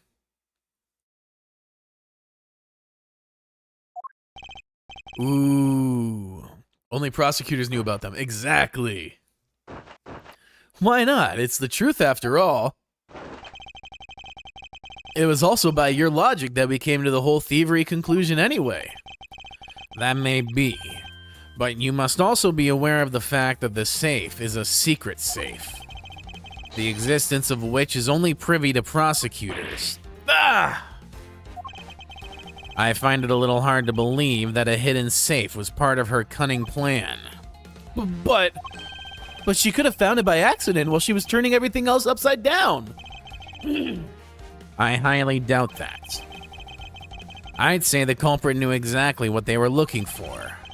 After all, only the bookshelf and the safe were targeted. Yeah, even I didn't know about the safe, pal. And that means there's no way Maggie could have known about it either. Then are you proposing that the killer is a prosecutor? Interesting conclusion. That's definitely looking more and more probable. What's wrong, prosecutor? Do you have a different suspect in mind now? Curses! Why? What made you? What's with the angry face all of a sudden? It's all my fault. What do you mean? It's Jim. He knew about the existence of the secret safes. What did you just say? We were partners, like inseparable conjoined twins. That's why I told him. I filled him in on the secret safes. And that means... Yeah, I know. I had only just told him, too. Obviously, it was wrong of me to tell him. I still can't quite believe it, but the thief who broke into your room was probably Jim. Now he's claiming that the victim was the thief. And you were simply trying to stop him, weren't you? Miss Maggie Bird. Excuse me? I mean, you are a security guard, right? That's your job. But killing is going a bit too far, even in your risky profession. What the? You're still accusing Maggie of the murder? Yes and no. I mean, she had stumbled upon Jim, who had probably drawn his gun. I get it. It was self-defense, wasn't it? No, I couldn't. I could never do something like that. Not even as a security guard, sir. Plus, even if he was the thief, he wouldn't have a key to this office. Which is precisely why he had to steal it, wouldn't you say? It was Jim who stole the master key.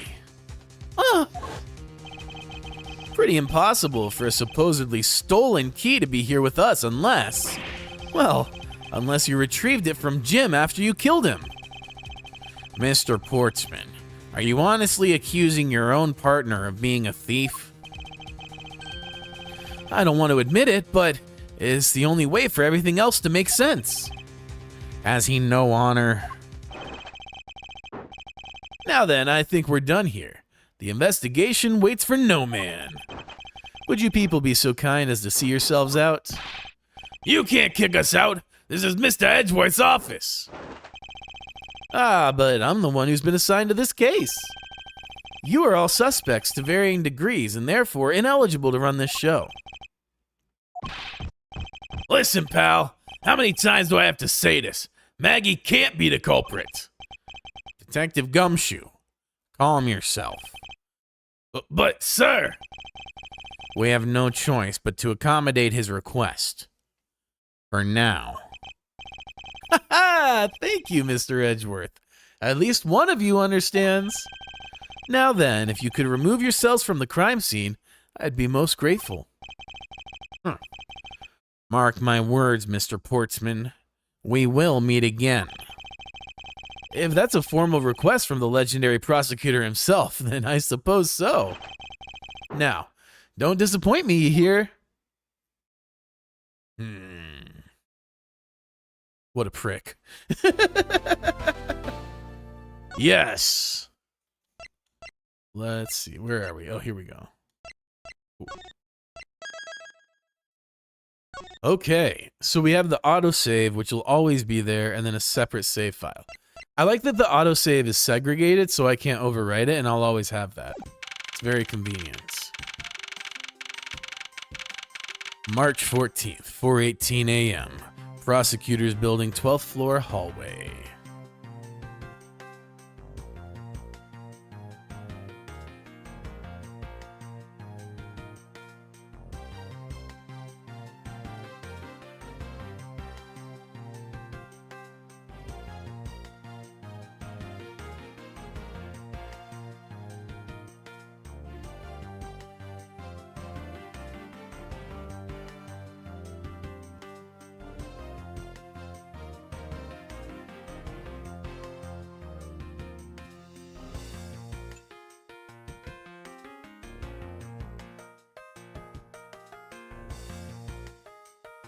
Here we go.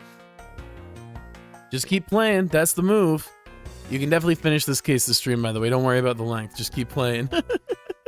We'll see. I'm going to go for like another hour. But yeah, I was planning to continue.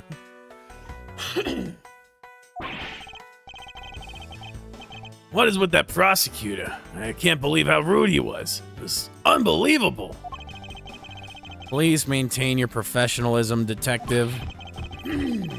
I'm gonna find some real solid evidence proving Maggie's innocence. You'll see, sir. But we've been kicked out of the crime scene, sir. True. So then what now? Looks like my life's fallen into yet another gigantic ditch. Do not despair, Miss Bird. We can overcome this as well.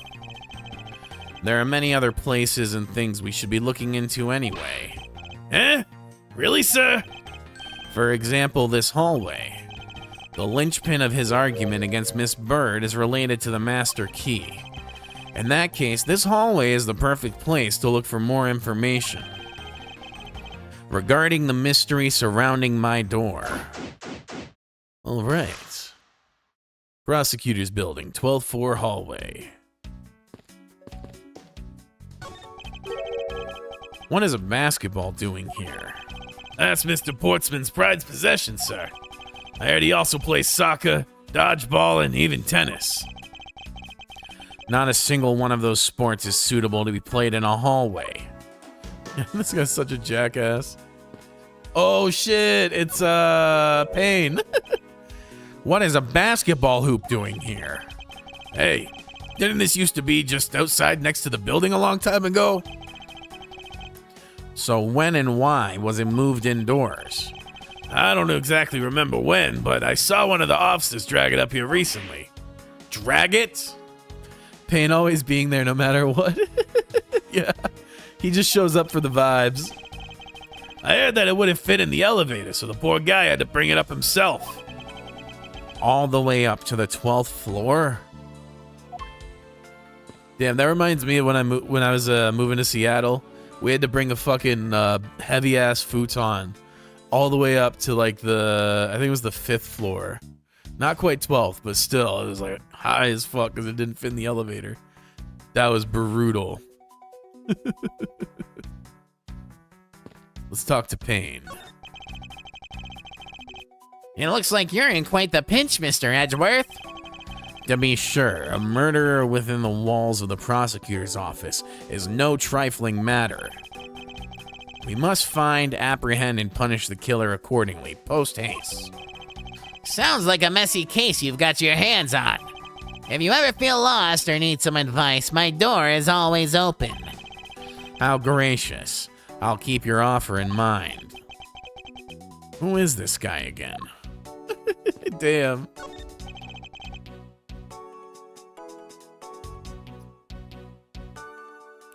Is everything all right? Yes, sir. If you must know, I weighed myself this morning, and I'm finally at 154 pounds. Congratulations, but I was asking about this hallway and this room. Oh, everything's okay, sir. A word of advice. Stay focused or you may start to lose even more weight. Damn. Straight up threatening, bro. This office. 1203. Hey, Maggie, whose room is this again? It's Mr. Portman, sir. So he's my new neighbor, I see. I suppose he moved in while I was away overseas.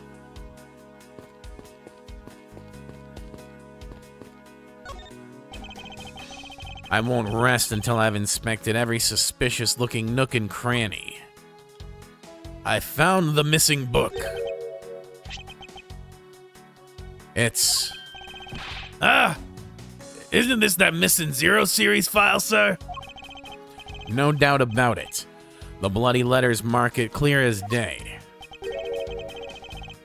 There seems to be a few pages missing. Our thief took only what was necessary and left the rest behind. So what are these Zero files about, sir? I guess they got something worth stealing in them, huh? Not particularly. It's just a collection of court case files. However, the cases within these files are not mine. Huh? They belong to the High Prosecutor that used to occupy my current office. I have my reasons. But let's just say I was charged with keeping them as they were. Then that means the thief must also want the file for specific reasons, right? It would seem so. Only the pages related to that case file from 10 years ago are missing. I wonder why anyone would care about such an old case.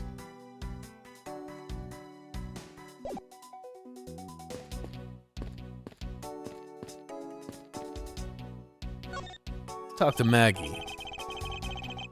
I was wondering if I may speak with you for a bit concerning this case.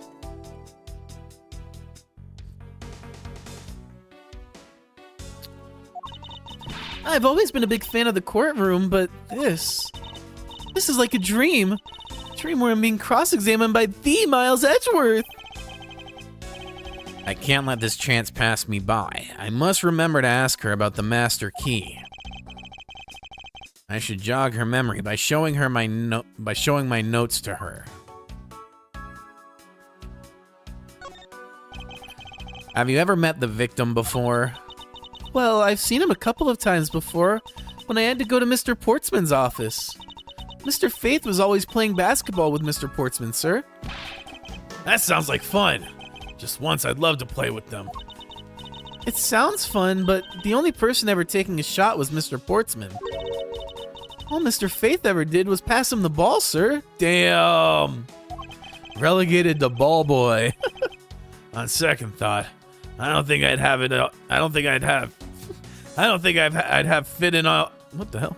Oh, on second thought, I don't think I'd have fit in at all with them then. Miss Maggie Bird, correct? I take it that you are an acquaintance of the detective. She was under my supervision back when she was still on the force, sir. One day she got caught up in a murder and things started going downhill, so she quit. But I owe a lot to the Detective Gumshoe for introducing me to my current employer. Or so I thought until a few hours ago. Right before I was about to clock out for the night. You got caught up in this whirlwind of a case, correct? Don't worry. My whole life has been nothing but a whirlwind of bad luck and failures. Since I was 6 months old when I fell from the 9th floor of my apartment building. I've been hit by all sorts of vehicles, gotten sick from all sorts of food, failed at almost every test I've taken, experienced almost every kind of disaster. And now, I even managed to name a criminal just when I've become a security guard. That's a lot to go through in one lifetime. I know! Just when I thought I had finally found my happiness, I wind up getting you and Detective Gumshoe involved in my bad luck. You don't need to worry about me, Miss Bird. Nor do you need to worry about yourself. I will solve this case and prove your innocence. All I ask in return is for your cooperation. Hey, welcome back from the ad break. Oh shit, wait. The ad break already rolled. Whoops, I missed it then. My bad. Yes, sir, Mr. Edgeworth. You can count on me. I'll do all I can to help. Alright, now we need to present some things to her. So when did you discover the master key was missing? By the time I realized it, I think it was around 1 a.m., sir. And I noticed it was back around 2:30 a.m. It was just sitting there on the ledge where the security room's reception window is. But I'm sure that between those two times, it was not just gone, but stolen, sir.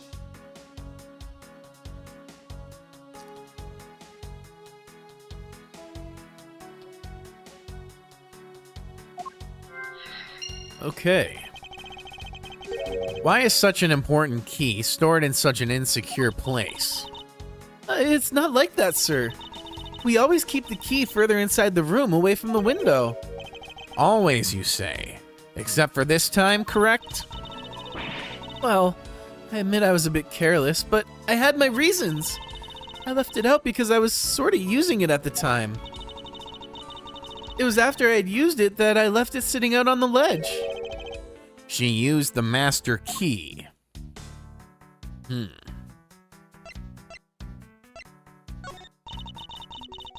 Okay, she don't know nothing about this. Yeah. They really are made for each other. Okay, you don't know nothing about that. Oh, here we go. What do you mean by you used the master key? Oh, I had to use it to open the door for this prosecutor who had forgotten his key. And who was that? I mean, it's my job as a security guard, right? What is it? That's right. I just remembered. The prosecutor who forgot his key. It was Mr. Portsman, sir. What? Please tell me more, Miss Bird. Quickly. Here we go. Now we're cooking. It was around 12 a.m. Mr. Portsman had forgotten his office key, so he came down to security, sir. And that's when you loaned the master key to him. No way! It's against regulations to loan the master key out to anyone. So I walked with Mr. Portsman to his office and opened the door for him personally. I see. And then? What happened after that? Well, he called for me to come close up his office as he was leaving to go home. That was around 1:30 a.m., I think. So in summary, for the sake of one forgetful prosecutor, you used the master key twice tonight. Right before it went missing, too. Talk about suspicious. I doubt you can say that you've never left your keys at home, Detective. I think this calls for a thorough examination of Mr. Portsman's door.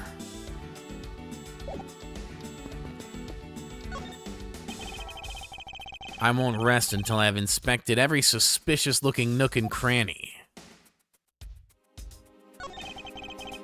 The door is locked tight. I bet old credit card trick wouldn't work here, Mr. Edgeworth. This is the office of a high prosecutor, Detective. These doors would be pretty ineffective if the average cat burglar could get through them. Aha! So I guess only the great cat burglar could get in. That must be who the culprit is. Might I advise you to return to that conclusion, whatever pawn shop you bought it from? Room 1203. I take it that's Mr. Portsman's office. Yeah. You can't mistake it because of the basketball hoop, sir. Oh, that reminds me. Mr. Portsman had actually wanted room 1202 really badly. But since you were already occupying it, Mr. Edgeworth, we put him next door. So why was Mr. Portsman so particular about getting room 1202? I'm not sure, but I bet it's because of something like his birthday is December 2nd. Yup, that's gotta be it. I can't think of another reason why. I can think of at least 3. Bah, why am I even wasting time thinking about this? A minimalist yet classy door made up of top quality wood. It's kind of majestic, too. Fits in really well with the ambiance of the prosecutor's offices. Even Mr. Portsman seems dignified just because he works behind one of these. Nonsense. A man doesn't become more or less dignified because of where he works. Well, he still seems more dignified than Mr. Payne. Damn! Mr. Payne. I suppose custodial work can also be dignified. Damn! Oh, Payne catching hella strays.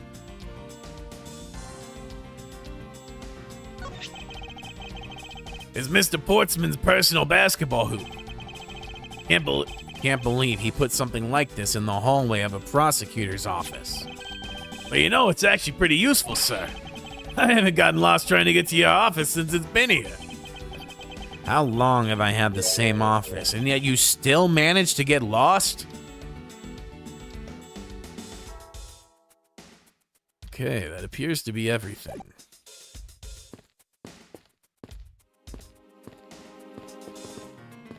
I think it's time to start combining logic. Well, let's inspect this. Maybe there's something different between our doors, you know?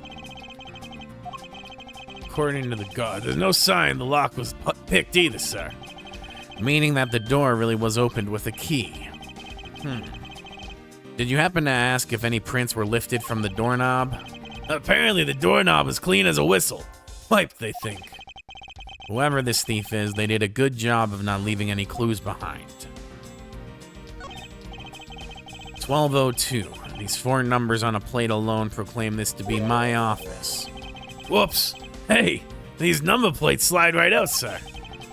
They have to be able to take the plate off a room when it becomes vacant, you know? Although, the idea that it can be so easily removed is kind of... Okay, yep. Okay.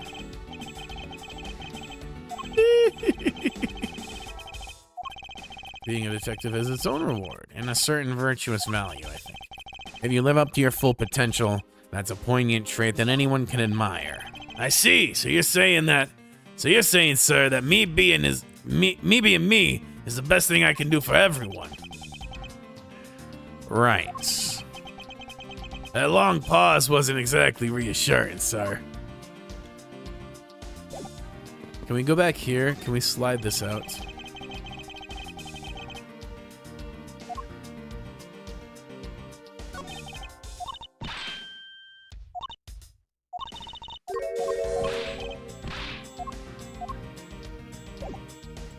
Okay, yeah, I think it's time to logic. And why? This key went missing from approximately 1 a.m. until 2:30.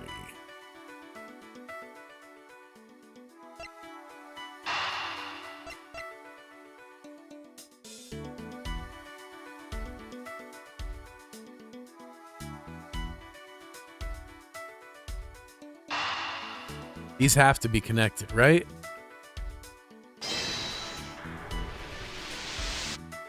Hey! Miss Bird, I'm afraid there's a flaw in your story. What? No way, pal. I mean, sir. You said that you locked up Mr. Portsman's office around 1:30 a.m., correct? However, the master key had already been stolen at that time.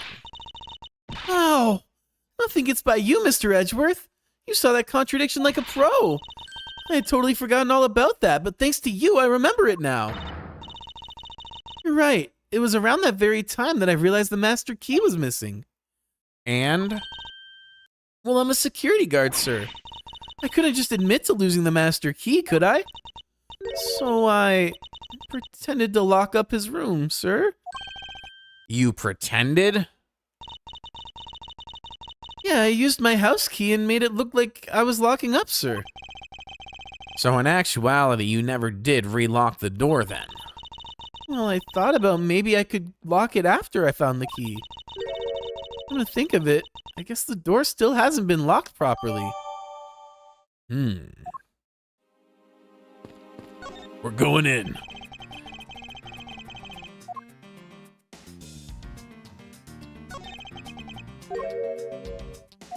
Is it? Maybe I should deduce. Maybe that's what I gotta do. Is this spot somehow connected to any of the evidence I hold? Yes. Eureka! Hell yeah! Oh, wow, I clipped the fuck out of that. There's a contradiction here between reality and the evidence. If what Miss Bird has said is true, then why is this door locked tight? Huh? You know, you're right. Miss Bird, are you sure you didn't relock this door? I'm certain of it, sir. And I don't think Mr. Portsman noticed it himself that I hadn't. Which means what, sir? It either means that he actually does have the key to his office, or that the door Miss Bird opened wasn't wasn't this one at all, but a completely different one. She opened a different door. How can you prove that? There's an easy way to find out. All we need to do is... we need to examine these.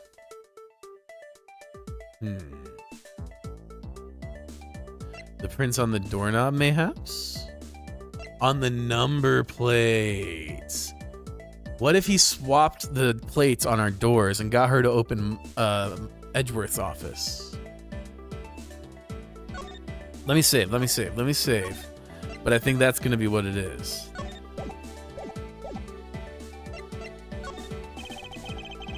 The prints on the number plate. They will tell us all we need to know. Everything? Really? Like what, sir? Like, well, for example, and such as... well, we know for sure that Detective Gumshoe's dinner will only consist of that instant noodles. Wow! That was amazing, sir. How did you know? Was that supposed to be a joke to cheer me up, Mr. Edgeworth? Yes, that's it. Now then, we should get back to doing what we need to do, and that is... okay, maybe it is the doorknobs. I'm getting ahead of myself, perhaps. The doorknob or maybe the master key?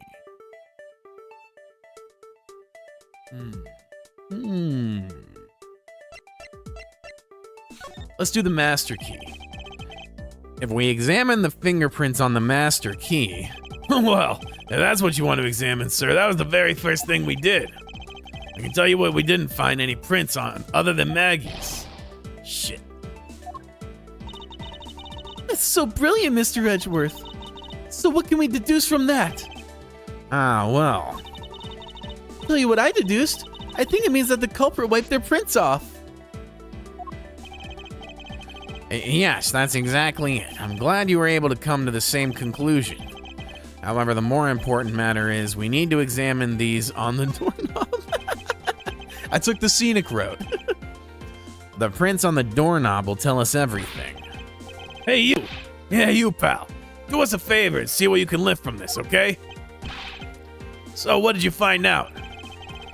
There's no need for such belligerent nostril flaring, Detective.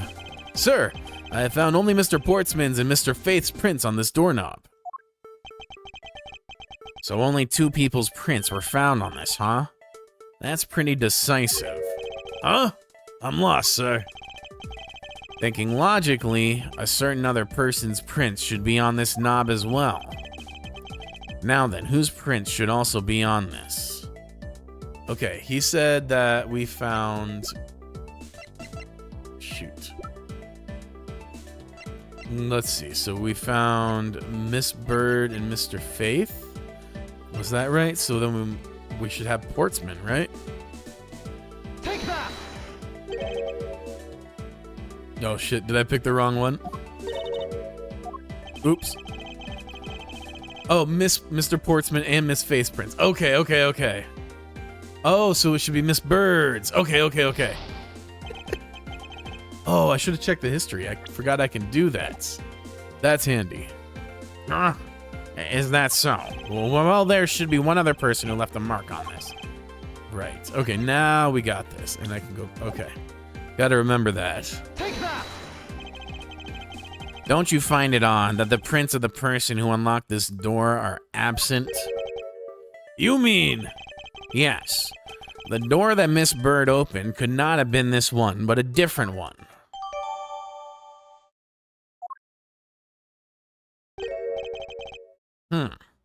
What have we here? I won't rest until I've inspected every suspicious-looking nook and cranny. What is this? Looks like a scrap of paper. I'll get it, sir. Let's see. Oh, there's something written on it. I brought 3 pieces of evidence by, just like we talked about on the phone, but it looks like you're out. I guess I'll catch up with you later, buddy. It looks like a note from the victim. Yeah, and it's for Mr. Portsman. Note left by victim data jotted down on my organizer. Okay. Oh shit! What's this? What are you looking at, sir? Oh, hey, how about a game? That's okay, Detective. I just found the position of this hoop to be a little off. Hey, you're right, sir. I guess it shifted when someone made a serious sweet slam dunk. The positioning of the hoop is definitely unnatural. I better take note of this. Hey, investigation complete.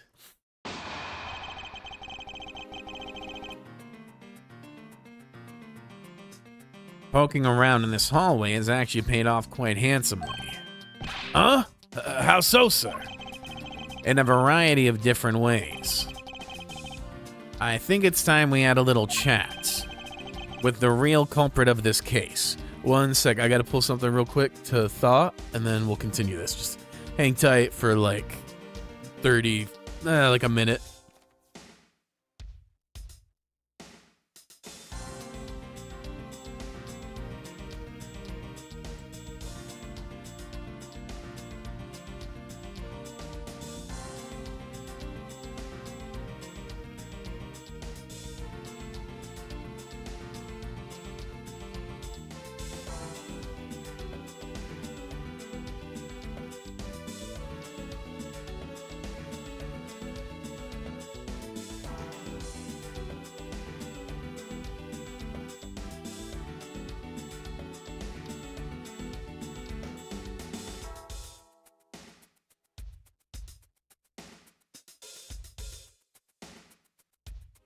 But if you got everything that I like you to say, don't waste it, waste on it at a time.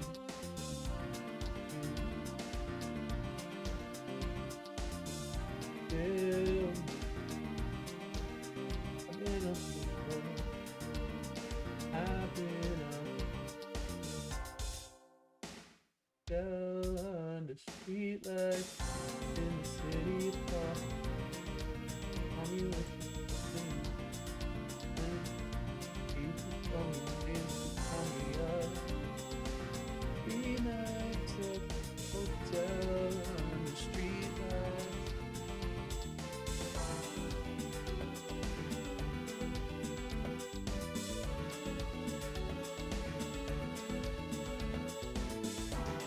Let's just do a couple. Let's move on a little bit while I wait for the water to get high enough. When the real culprit of this case...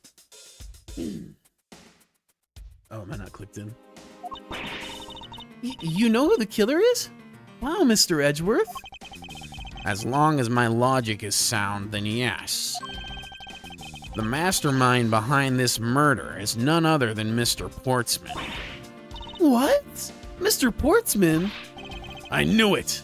That's exactly what my logic senses were telling me too.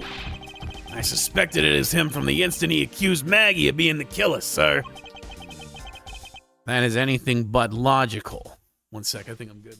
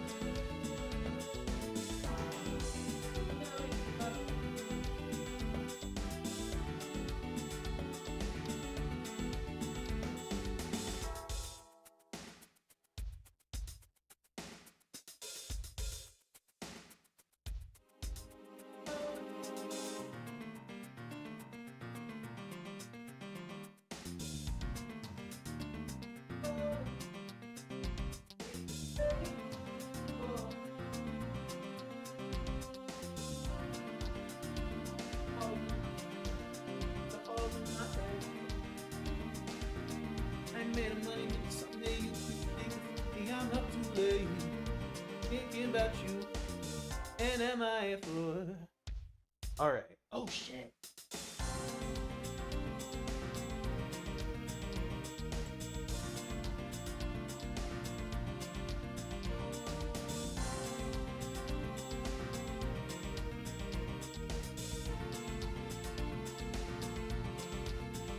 My new tea tray arrived. Now I'm getting hella distracted. But we're gonna continue in just a sec.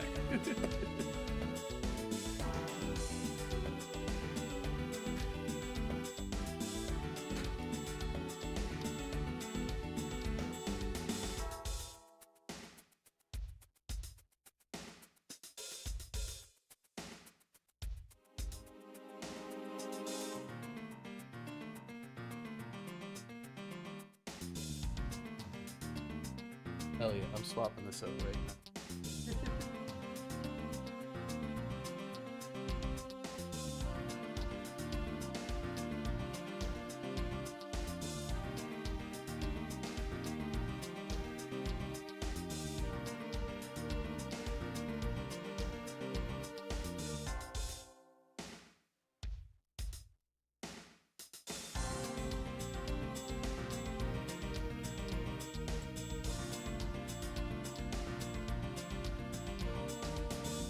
Impromptu unboxing. Get out of this thing.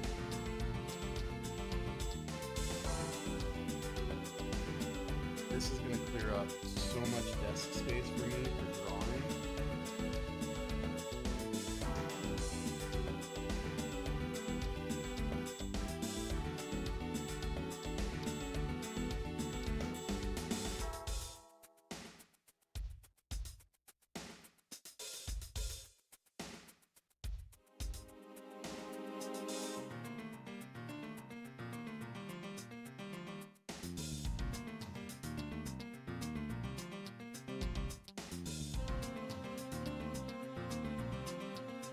Package did well. I'm not mad about ceramic, so I definitely didn't want it. Oh, I can finally see it. Oh yes.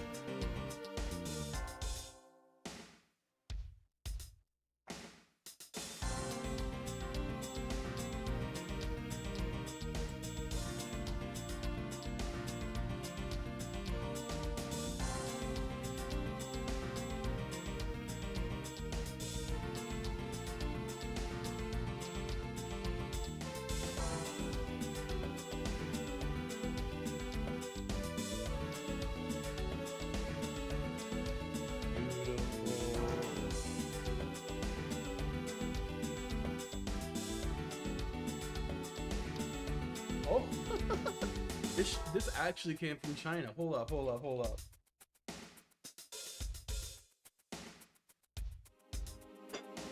Look at this newspaper that this was wrapped in.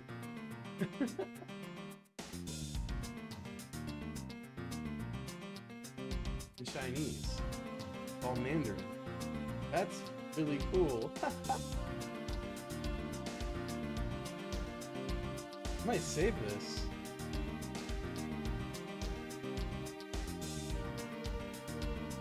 It's just like a random Chinese, like, page from a Chinese newspaper. That's so cool. Right? Yeah. This is the top for all my tea. And then this is where all the like wastewater drains to below. So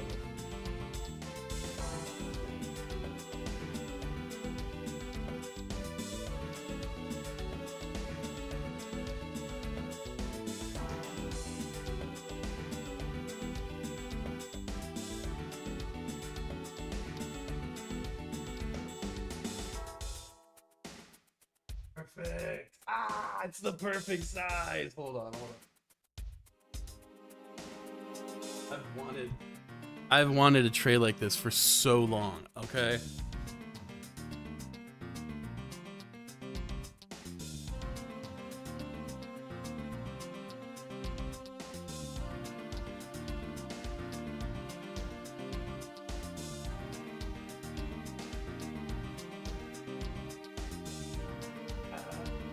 Perfect.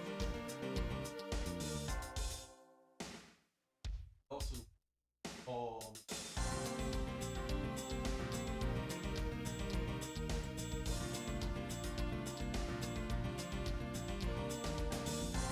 where the kettle is, where you saw that. Yes. So next thing is where the kettle is, where you saw that. That's where I'm getting the desk for my 3D printer. And then it'll have a shelf for like my desk and tea stuff. And then also one for the printer, that'll be the top shelf, and then a bottom shelf for storage. That'll be perfect. Let me put this box away. Clean up after myself a bit, and then we'll get back into the game.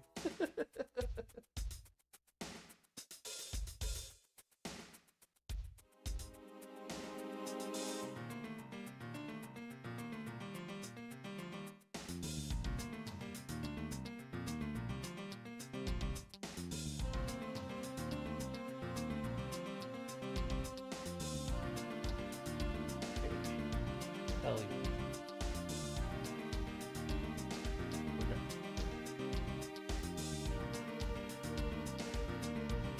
Okay.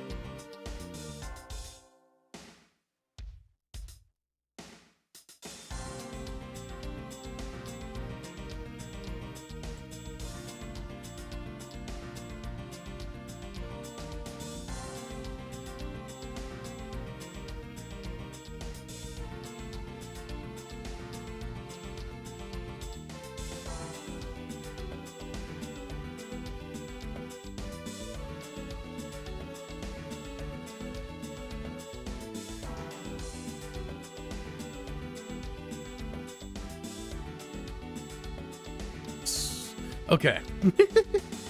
Let's get rolling into this game. That is anything but logical. Oh yeah, let me switch to the game. There we go. Yeah. Good catch. Good looking out. Lady and gentlemen, prepare yourselves. Come what may, it's time to knock on truth's door.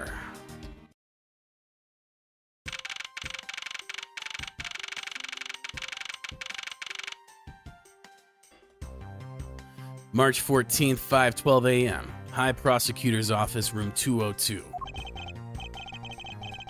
Mr. Portsman, I finished processing the bloody letter, sir. All right, let me take a gander at it. Pass it here. Okay, looking good. You there, take good care of this. What the hell? Well, if it isn't Detective Gumshoe. End of the line for you, Portsman. We got you now. Call off your dog, Mr. Edgeworth. Is this some kind of joke? It's no joke. We know, Mr. Jock Portsman, that you are the guilty party in this case. Okay, is this like the final confrontation now? You must be pretty upset getting chased out of your own room. I'd be mad too. So I guess you can stay if you promise to stay out of our way. You intend to hide your crime under the guise of a prosecutor doing his job. I can see right through the unsightly paper-thin mask you wear upon your cowl. Yeah, first case, so it's short. Yeah, no worries. It's a good introduction. It gave me a good feel for the game loop. I feel much more comfortable with it at this point. Who'd have ever thought it would come to this? Actually, come to think of it, your mentor was Manfred von Karma, right? The legendary prosecutor who never lost a single case for 40 long years. But there was always this incessant chatter about forged evidence with that guy.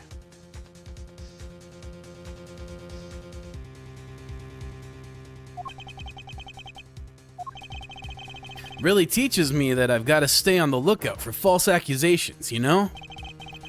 Are you done trying to play mind games with me? Because they won't work.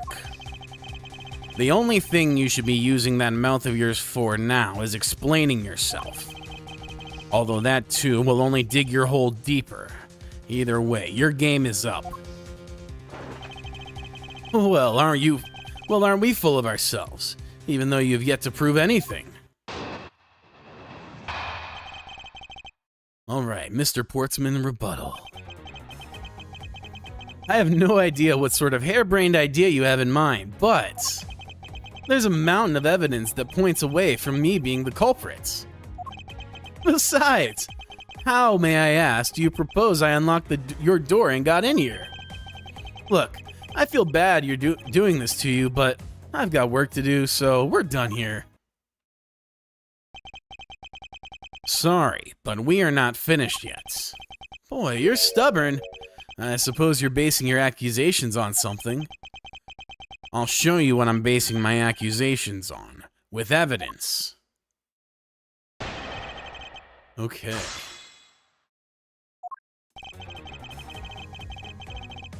Hold it! My accusation is a harebrained idea, is it? You tell me. I'd say it is. After all, there's a mountain of evidence that points away from me being the culprit. Hold it! We'll see about that. Oh? And what, pray tell, kind of evidence are we talking about here? Jim was my partner, so you can't say I have a motive for killing him. And that's it? That's not even an anthill, let alone a mountain. But it's more than enough, wouldn't you agree? Might I recommend that you review what the word evidence means? Cook his ass. It doesn't change the fact that the evidence doesn't point to me as the killer. You sure about that? Besides, how, may I ask, do you propose I unlocked your door and got in here? Look, I feel bad doing this to you, but I've got work to do, so we're done here. Oh, whoops. I just skimmed through that. Full autopilot. Yes. Okay. So we did the first two. Let me press on these. Hold it! Unfortunately, I believe I have already shown how earlier.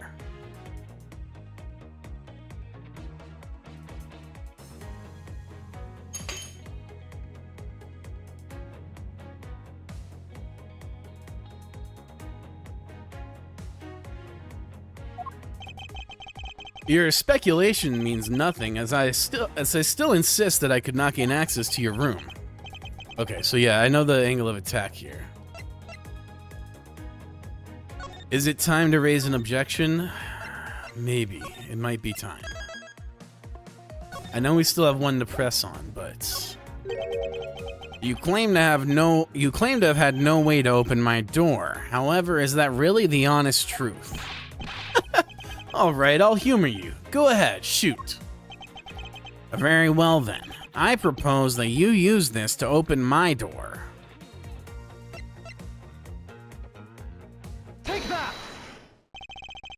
I believe you were able to open my office door with the master key, no less. Wait. Hold on for a second. I never laid a finger on that key, as you already know. Precisely. You were able to open my door without lifting a single finger. Well, maybe you did, but only to direct. That's right. You used your finger to direct this person to open my door with the key. It's all coming together. You had asked Miss Bird to open your office door for you, yes? Yeah, I kind of forgot my key at home. Happens a bit too often for my taste, you know? But the room you had Miss Bird open at that time was not your own, was it? Busted. What? You have quite the imagination. But why don't we ask the girl herself whose door she opened, shall we? I'm certain that it was Mr. Portsman's door. I checked the number plate to make sure I was opening the right door, sir. See? Miss Bird backs up my story. Yet, what if you had misled her to fool her into thinking what you wanted? And how do you suppose I did that? By switching the number plates on our doors, for example. That's right! They do slide out pretty easily. Furthermore, then you then used one other thing to give a very strong impression. That the door she was opening was yours and not, in fact, mine. What was it that Mr. Portsman used to make Miss Bird think that was his room? Bum, bum, bum, bum, bum. Oh, okay, good. I was like, where is it? I don't have the piece of evidence I need. Thought I messed up. What? The basketball hoop, sir? It's quite the peculiar fixture in any hallway, let alone a hallway in this building. Which is why it left an unusually strong impression on you. It's an object perfectly suited to sit just outside the office of a peculiar prosecutor. Ah!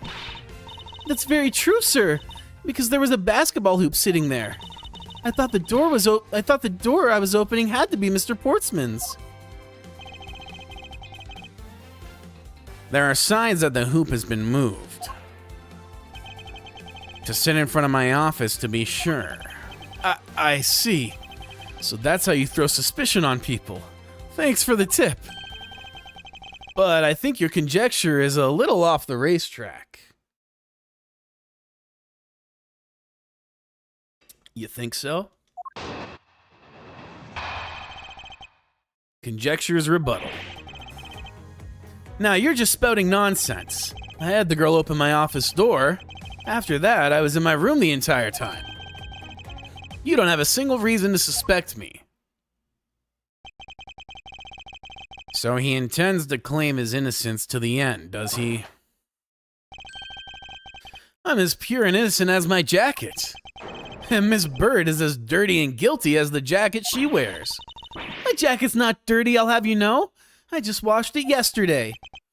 Please calm down, for I intend to show who is the one truly covered in slime here. Just call me Nickelodeon. Okay. Hold it! Nonsense, you say? Yes, because I'm telling the truth here. I had the girl open my office door. Hold it!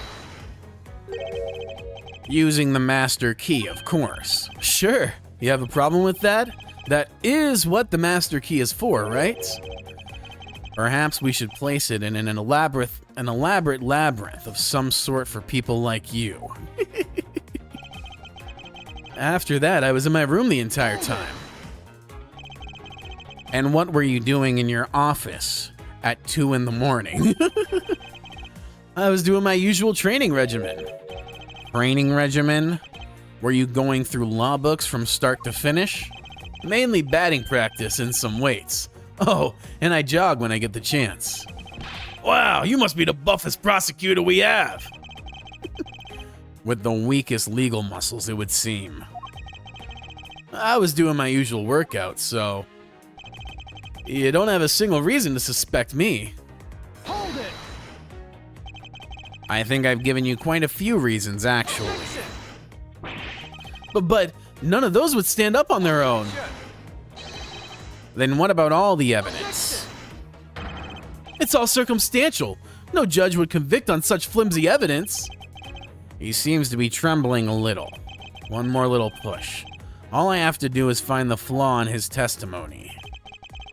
Now you're just spouting nonsense. You had the girl open your door, and you were in your room the entire time. And I think it's either this one or this one. Let's take a look at what I have to present. Okay. Yes. Issued to the victim and believed to be the murder weapon. Only one shot fired. Oh, yes, this! I don't have a reason to suspect him. Let's see here. I brought the 3 pieces of evidence by just like we talked about on the phone, but it looks like you're out. Guess I'll catch you later. Okay. Okay, yeah, because this contradicts that he was in his room the entire time. That's perfect. Okay.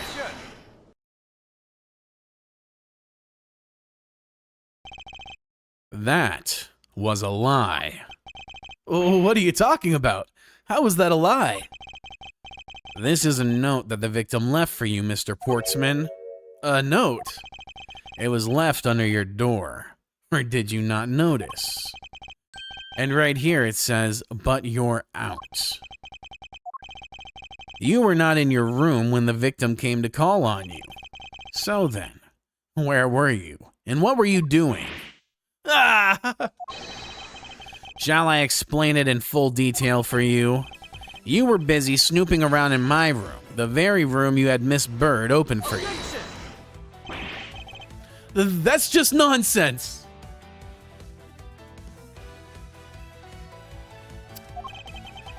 You have no evidence that I made the girl open your door for me.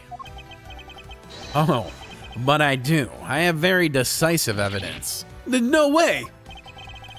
This is proof positive that you had Miss Bird open the door for you.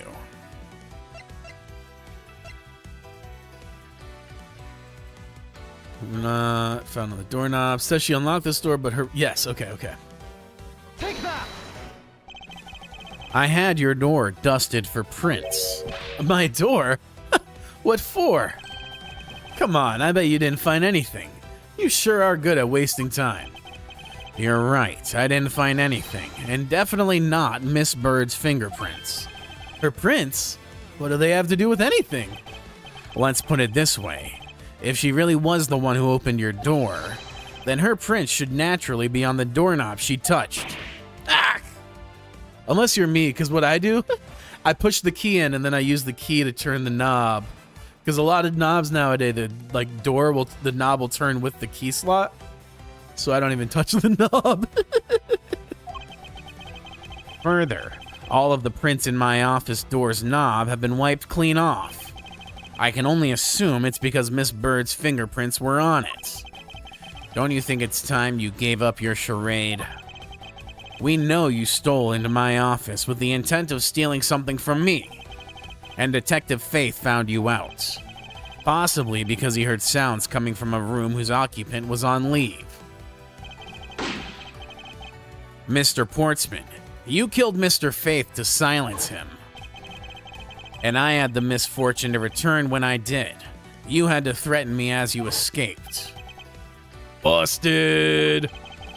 As I said when you had the gun to my back, no one gets away with committing murder in my office.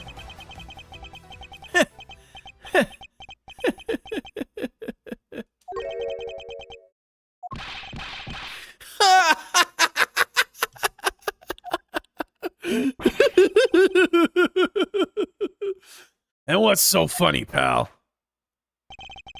Well, that look of stiff seriousness on the face of this office's finest prosecutor, as he makes a huge mistake in accusing me, is simply too much to bear.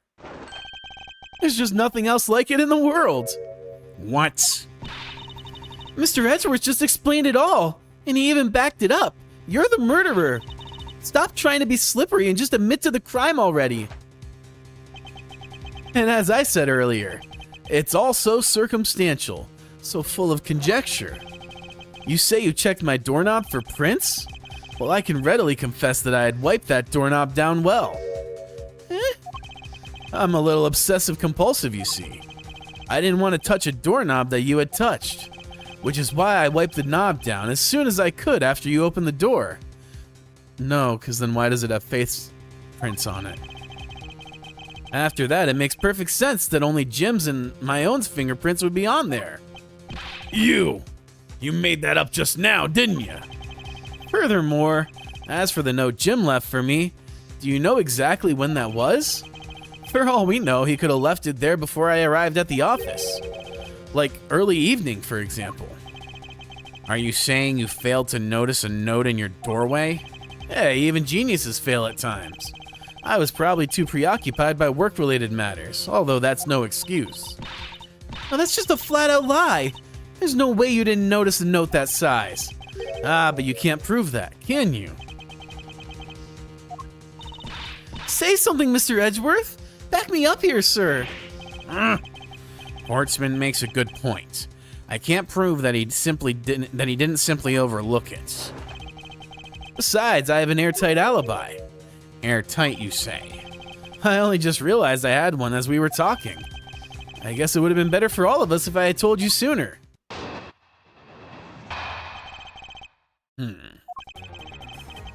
If memory serves, you came back to this office around 2 a.m., correct?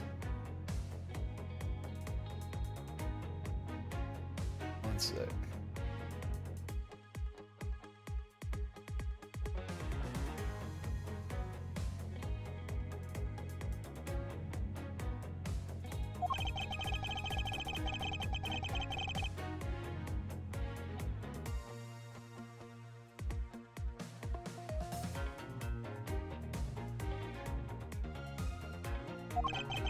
But at exactly what time I was down in criminal affairs? Ask around. I'm sure the other detectives will corroborate my story. It's the perfect alibi. Do you really think it's that perfect? Like I said, I don't care. Ask around all you like. You'll see for yourself. Detective Gumshoe. Sir, yes, sir. I'll go check out his alibi, sir. Be right back, sir. Mr. Edgeworth, sir. I think we're in trouble. It's just like Mr. Portsman said. Guys down in criminal affairs said they saw him around 2 a.m. You see? All of the evidence points to him being the culprit. So there must be a contradictory point in his alibi somewhere. Let's see. We're close, I can feel it. Came back around 2 a.m. You are correct. It was around 2 a.m.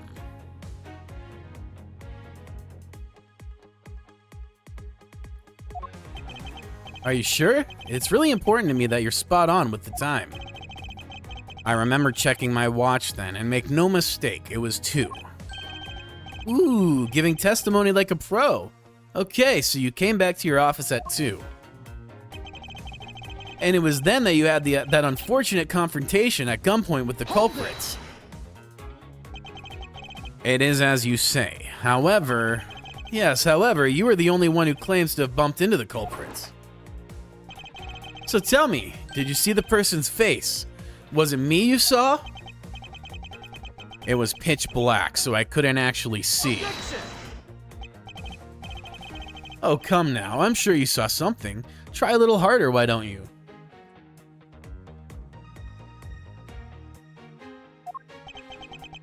I'm beginning to feel like I'm the one being interrogated here. Oh, well, it doesn't matter if you remember or not. It only matters that you ran into the culprits. But at exactly that time, I was down in criminal affairs.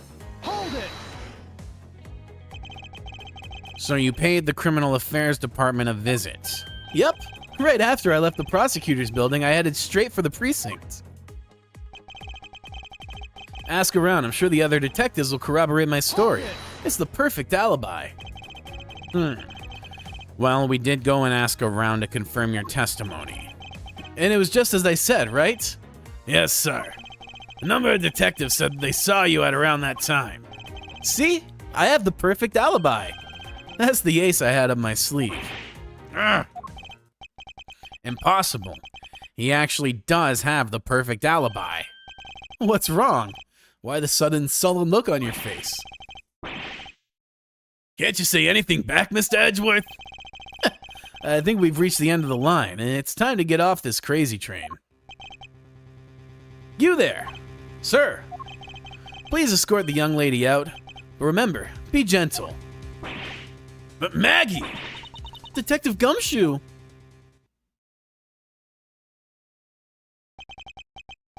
Is there nothing I can do? There must be a way to turn this situation around. If only I had a clue. Did I miss something that can help me cast doubt on his alibi?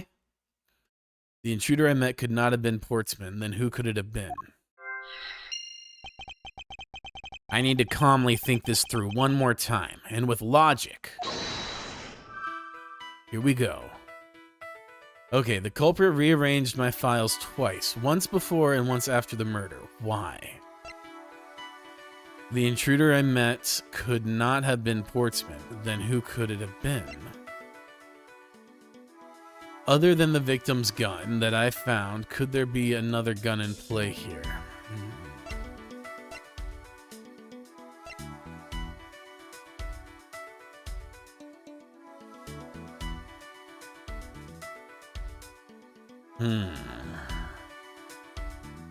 Who was this other intruder?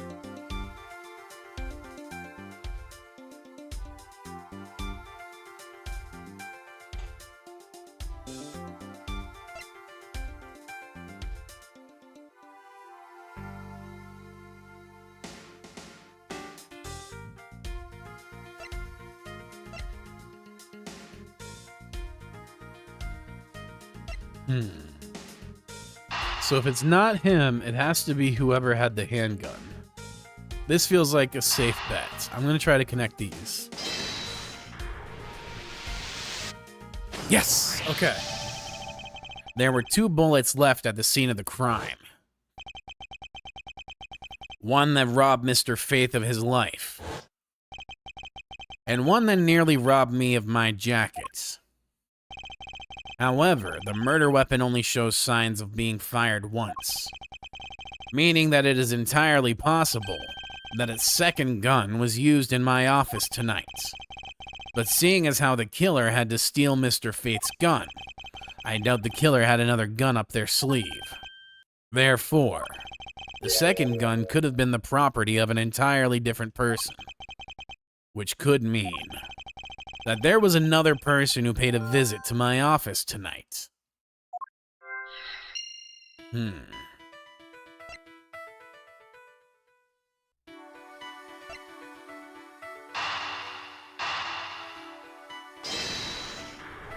I mean, they're the only 2. It have to be these, right?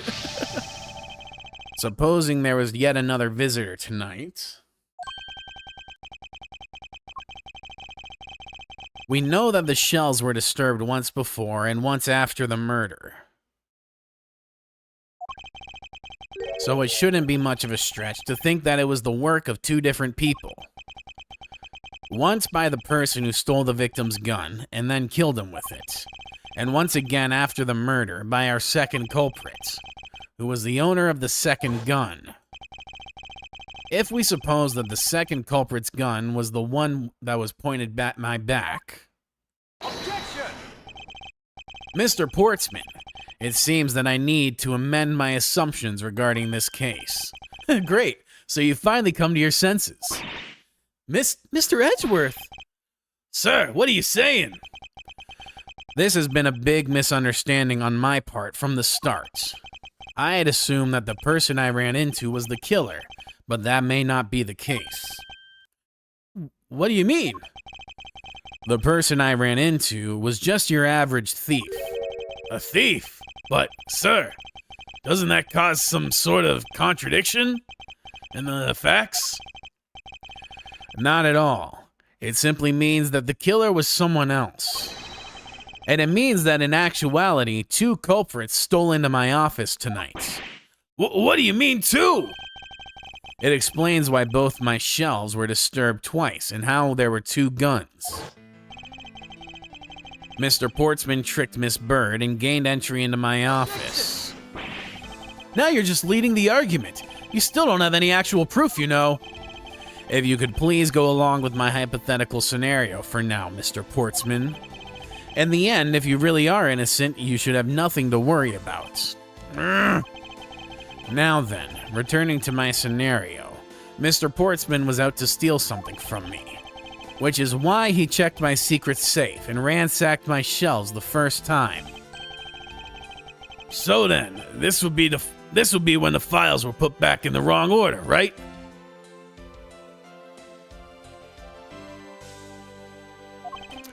Correct. And then, just when he was about to look somewhere else, who should walk in but his own partner, Mr. Faith? But why did Mr. Faith come into your room, sir? He probably had business with Mr. Portsman, which is why he was in the area. But that's when he noticed sounds coming from my office, would be my guess. Oh, because you were supposed to be away, right? And he must have thought it was odd, so he came into this office to check it out. Correct. And as a detective, that was the right thing to do. But when he came in, he found his own partner standing there. Because it was Mr. Portsman, Mr. Faith probably let his guard down. But Mr. Portsman was not so merciful as to let him leave alive. He waited for his chance and stole Mr. Faith's gun from him. And then he killed him. He silenced Mr. Faith for catching him in the act of stealing.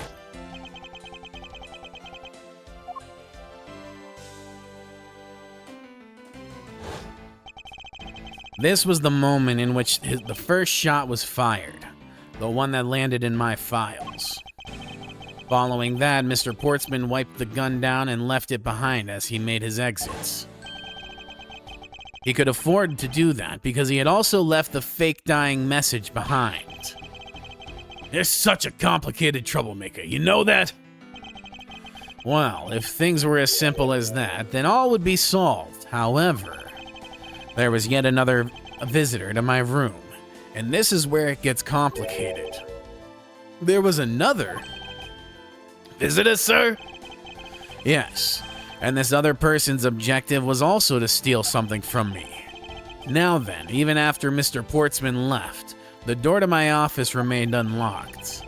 However, this new visitor had no way of knowing that, and so they stole the master key from the security guard's room, and then entered my room and searched through my shelves. This was the second time they were disturbed, and it seems the thief found their prize. The stolen zero file, right, sir? Correct. Only just as the thief was about to leave with the file, I appeared. The thief then threatened me with their own gun and made their escape. The second bullet was fired during that brief encounter.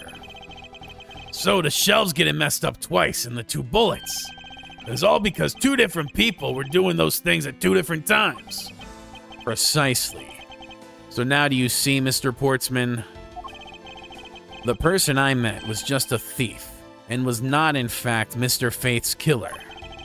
Your alibi for the time frame, which I ran into the other person, is now irrelevant.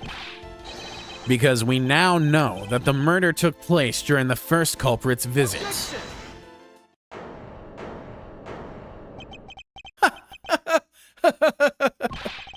What's so funny, pal? Absolutely splendid. Your scenario explains everything. Of course it does. It's Mr. Edgeworth, after all. But you know, it still doesn't change the fact that it's all circumstantial. Supposing if, and that's a big if, your theory is right, it would indeed render my alibi, which has withstood scrutiny, mind you, irrelevant. But there's still one defining point of your argument for which you have no evidence. Your supposition that I was the first visitor. Mr. Edgeworth, you can't let him get away with that, sir. But he has a point. I have absolutely no proof of that at this point. Don't say that, sir. I don't believe this. Don't worry, Maggie. I'll do something if I must. You know something? I find your attitude to be somewhat peculiar, Mr. Edgeworth. If the person you met really was just a plain old thief, then why is that person not your main suspect? That is, if your theory's correct.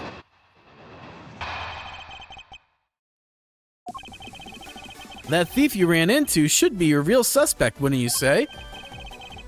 We should be out there looking for that thief right now. They might still be nearby. Hey, welcome back, NSK. Happy to see you. You missed the impromptu unboxing. My new tea tray arrived, and it was wrapped in a Chinese newspaper, which I thought was pretty cool. So yeah, we had a little impromptu unboxing. Midstream, yeah, literally. I got up to put something in some water to thaw, and I was like, oh, let me check if this arrived. And sure enough, it did.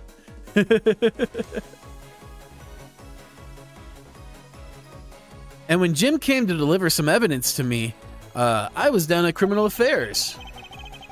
So I can't be expected to... So you think we should be out here looking for the thief? So I can't be expected to know what happened around here after I left. Of course. Now isn't the time to be having these dead-end discussions.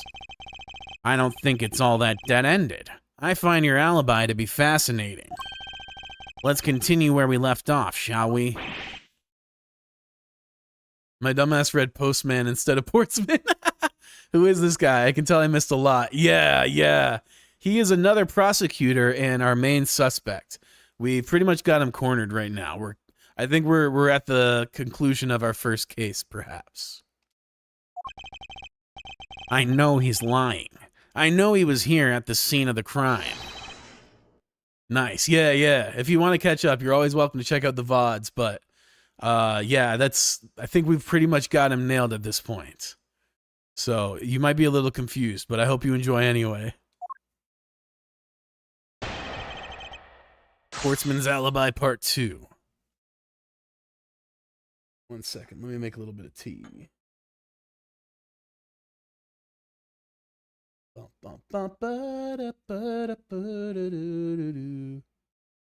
This tea is really good. The last time I got it, it was the purple variety, and it was very delicious, but this one is strangely, if you know about tea, it's pretty strange that this one is actually kind of given away to a very sweet flavor that's kind of taking over. And it's sweeter than the purple variety, which is unusual, because generally purple teas are seen as being sweeter. But yeah.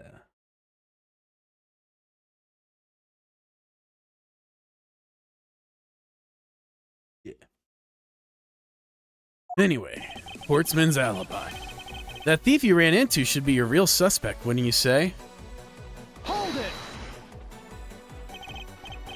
Actually, no, I wouldn't. Why not? That's elementary. The dying message, of course.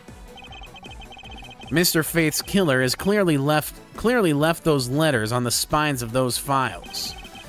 And if it was after they were on there that the thief stole one of them. You mean the O files, right?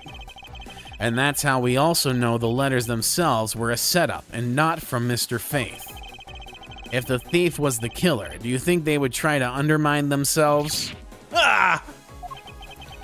Maybe the killer just didn't think of that either. Yes, that must be it. Maybe. Just maybe.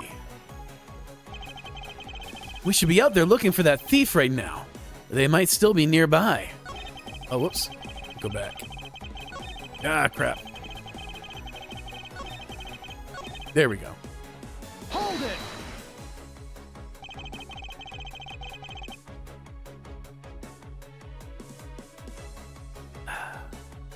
Once escaped, I highly doubt a thief would linger nearby. Well, you never know. Maybe they just didn't get what they were really after. Oh, you talk like you know quite a lot about this thief. It's nothing like that. I have no idea about anything, after all. I hate to repeat myself, but as I've already said, I was training in my room. Hold it! But according to Mr. Faith's notes, Hold on, I thought we already cleared that up.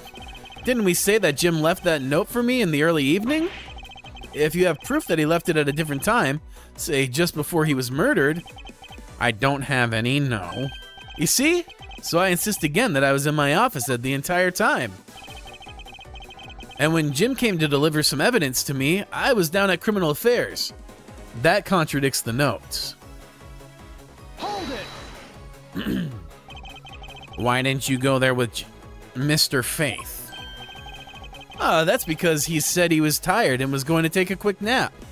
This guy's sweating bullets. I know nothing about the case besides some detective being murdered in Edgeworth's office, but this guy kind of sus. This guy is hella sus. He was sus the moment he walked in. Like, dead ass. You know those sofas in the hallway?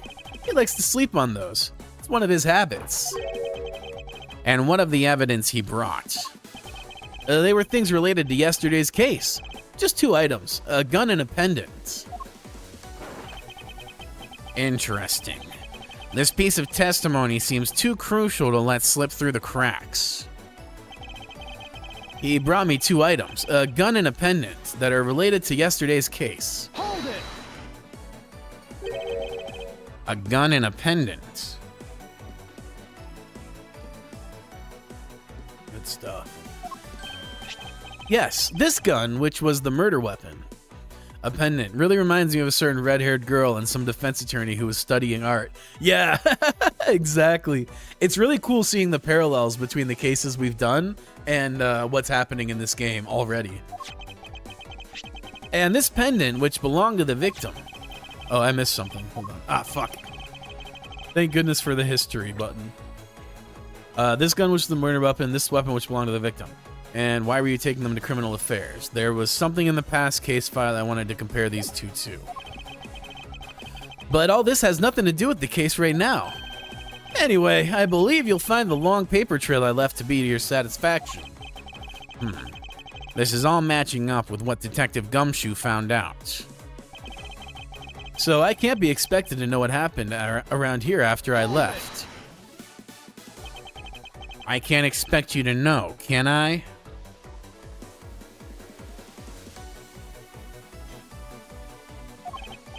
Nope, but I guess you can expect me to take a guess based on logical deductions. Oh? Then let's see you deduce. Jim waited for me to leave and then stole the master key. For the purpose of sneaking into your room, of course. And that's when Miss Bird caught him red-handed, and the murder occurred. It's all exactly as I had laid out earlier. I know he's lying. I know he was here at the scene of the crime. I just have to find a way to prove it. Alright, so let's see here.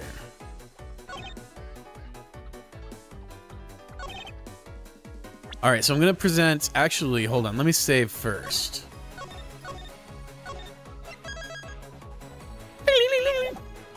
Alright, let's save, and now let's present the note. I think this is the move. Objection! Damn it. Mr. Portsman, there's a large flaw in your logic. Really? I think it holds up rather well, actually. What do you think is wrong with it? Nothing. Let's move on. This isn't like you at all, sir. Concentrate. That was careless of me. I can't afford to do that or the truth will slowly slip away. Remain calm, Miles. It's the only way. And when Jim came to deliver some evidence to me, I was down at Criminal Affairs.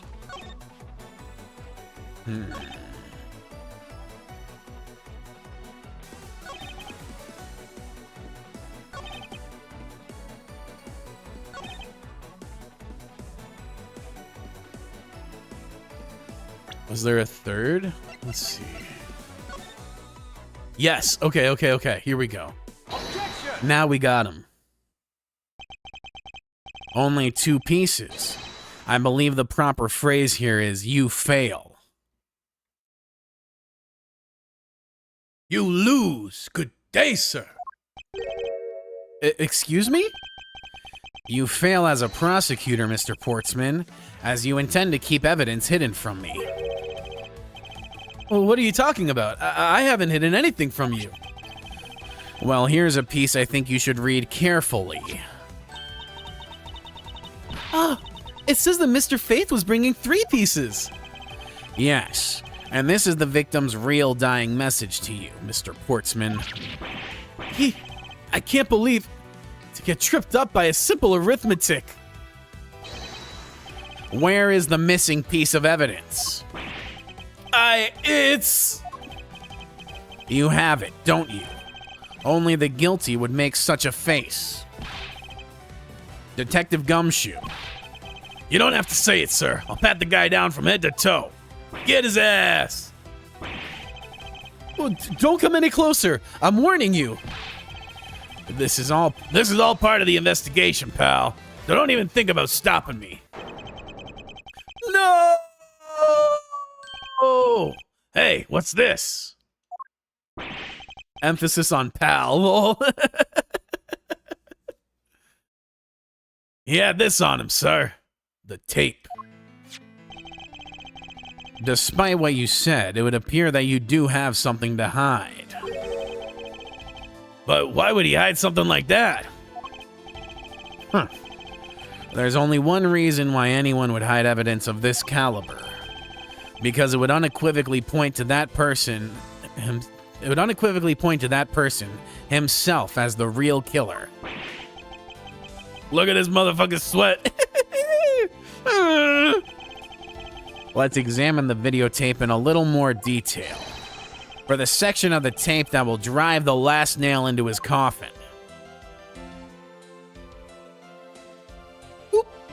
And I... Ah, that's blood, isn't it? Yes, and I believe this is what the good prosecutor was trying to hide from us. This blood is still fresh. Bro sweating more than bullets. He's straight up sweating nukes. For real, bro sweating WMDs. You mean this might be Detective Faith's blood? No! You've got it all wrong. No amount of denial can save you. We have but to run a blood test to find the truth. You told us that you have received evidence from the victim earlier. Now you will tell us when and how did the victim's blood find its way onto this video. Yeah, it's totally suspicious. Was it at the moment of his death? Did Detective Faith have this videotape on his personage when you killed him? You know very well there's no way to prove that. Not even if we were to examine this tape for fingerprints? Ah! If I had to take a guess, I'd say that the only ones on here would belong to the murderous you, Mr. Faith and Mr. Faith. No, impossible. Lie.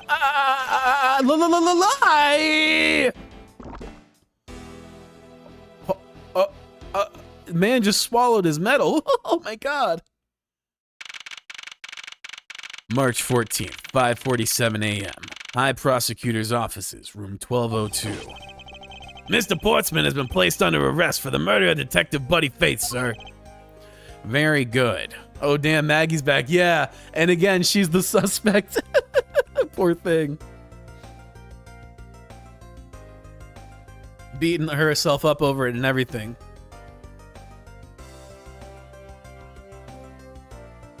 Very good. And the results we got back from the lab techs on the tape turned out to be real solid, sir.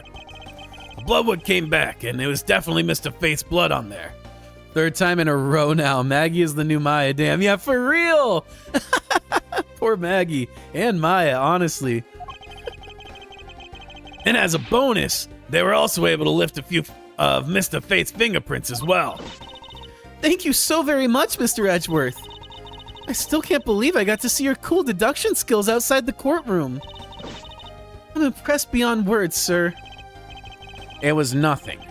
I'm just sorry you got caught up in a murder in my office. Please, accept my apologies. Oh, it was nothing. Really, compared to what I've been through, I mean. I consider myself lucky that it was only a burglary and a murder this time.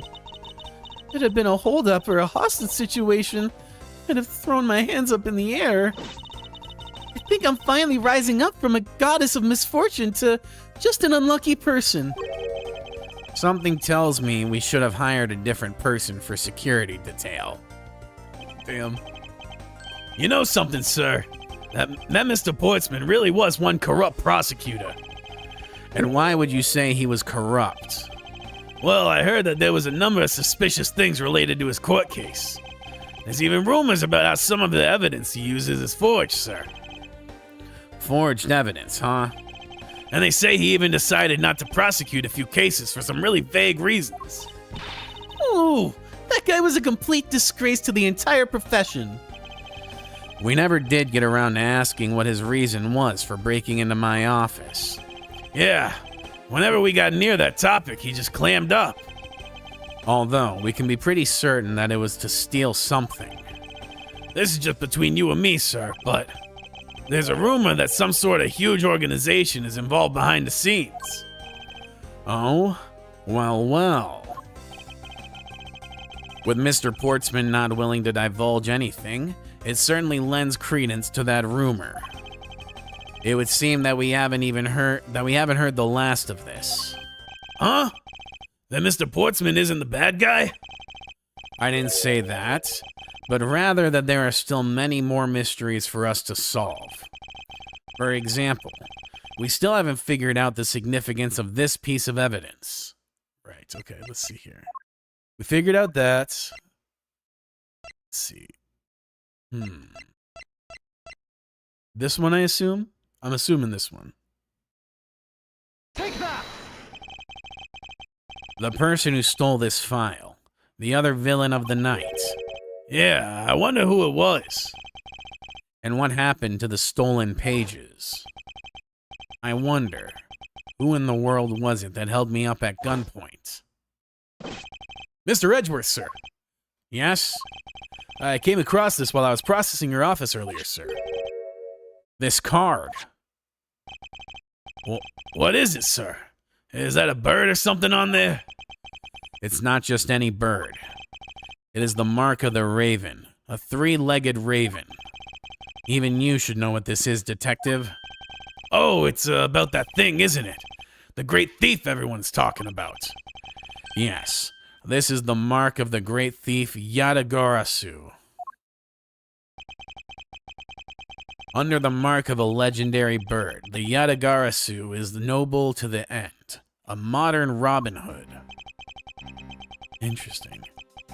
Labeled mysterious and phantom-like, the Yatagarasu appears and vanishes at will. Though we don't know much about the thief's ultimate goal, we do know the targets. The Yatagarasu likes to find and make public evidence of corrupt dealings of all sorts. Yatagarasu is a real thing in Japanese folklore, by the way. Oh, interesting. I wonder what it looks like. Let's see.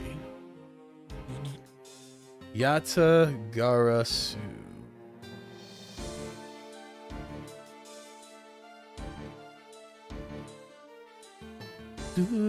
Eight-span crow, three-legged mythical crow in Japanese mythology, a divine messenger for the sun goddess Amaterasu, and a symbol of guidance, wisdom, and divine intervention. Very cool. Oh, those are in Demon Slayer, or at least like a interpolation of them. That's really cool. Nice.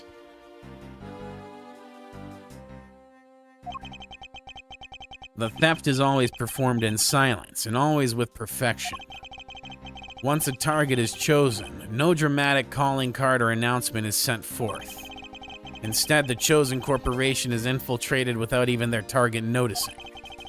Some days later, the evidence that was found is sent out to the mass media, along with this single card. Although it has been a while since the Yatagarasu's last appearance. Hey, Mr. Edgeworth, look. Something's written on the back. What? Let me see. It's the location of where the thief put the stolen files. So the person who stole the contents of the file was the Yatagara Sioux. Yatagara Sioux. Organization. Quite a few keywords are popping up in this mystery. The murder in my office. The return of the great thief, Yatagara Sioux. Looking back, I can't say I didn't see these events coming. For they were heralded by the incidents that began to occur 2 days ago. The end. Hell yeah. That was a great first case. Yes.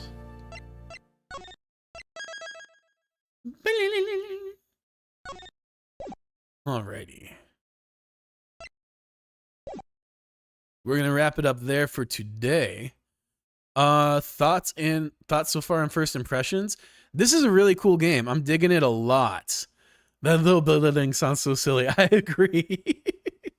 I really love it. It's kind of different from Ace Attorney in the ways I was expecting Ghost Trick to be, in that it's very similar at its core. The gameplay loop is very familiar, but distinctly different. Like, it took a sec to feel things out. It's different enough that, you know, it took a little time to feel it out, but it was pretty good. I liked it a lot. It was a lot of fun. Yeah, that was great. I'm excited to play some more. I have that game wishlisted, Kev, so when I get the chance, I'll buy it and we'll play that. But yeah, I really appreciate y'all being here. I hope you have a great rest of your day. And until next time, have a good one. Peace. We still have more cases to go. That was just the first case. Absolutely. We got a long way to go. All right, y'all. I'll see you tomorrow for some more investigations. Peace.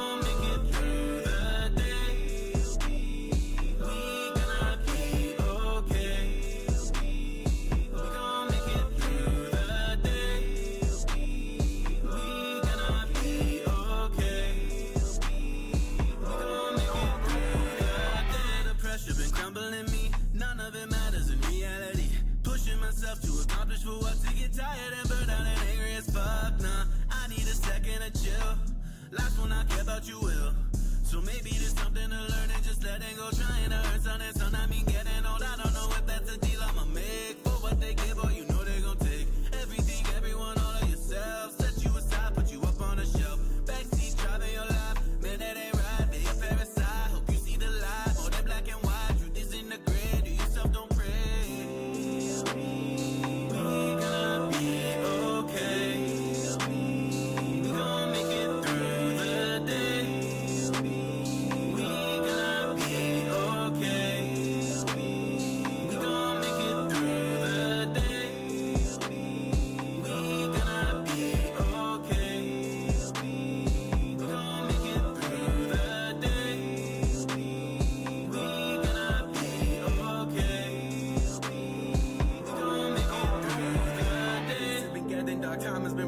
Feels like each word is my final. Somehow right now fighting for hope feels like all I have left. But somehow I feel free, I don't care about the rest. I feel the peace and contentment inside. As I open my heart, I got nothing to hide. Wouldn't trade anyone here by my side for a ransom of riches. My fortune is pride.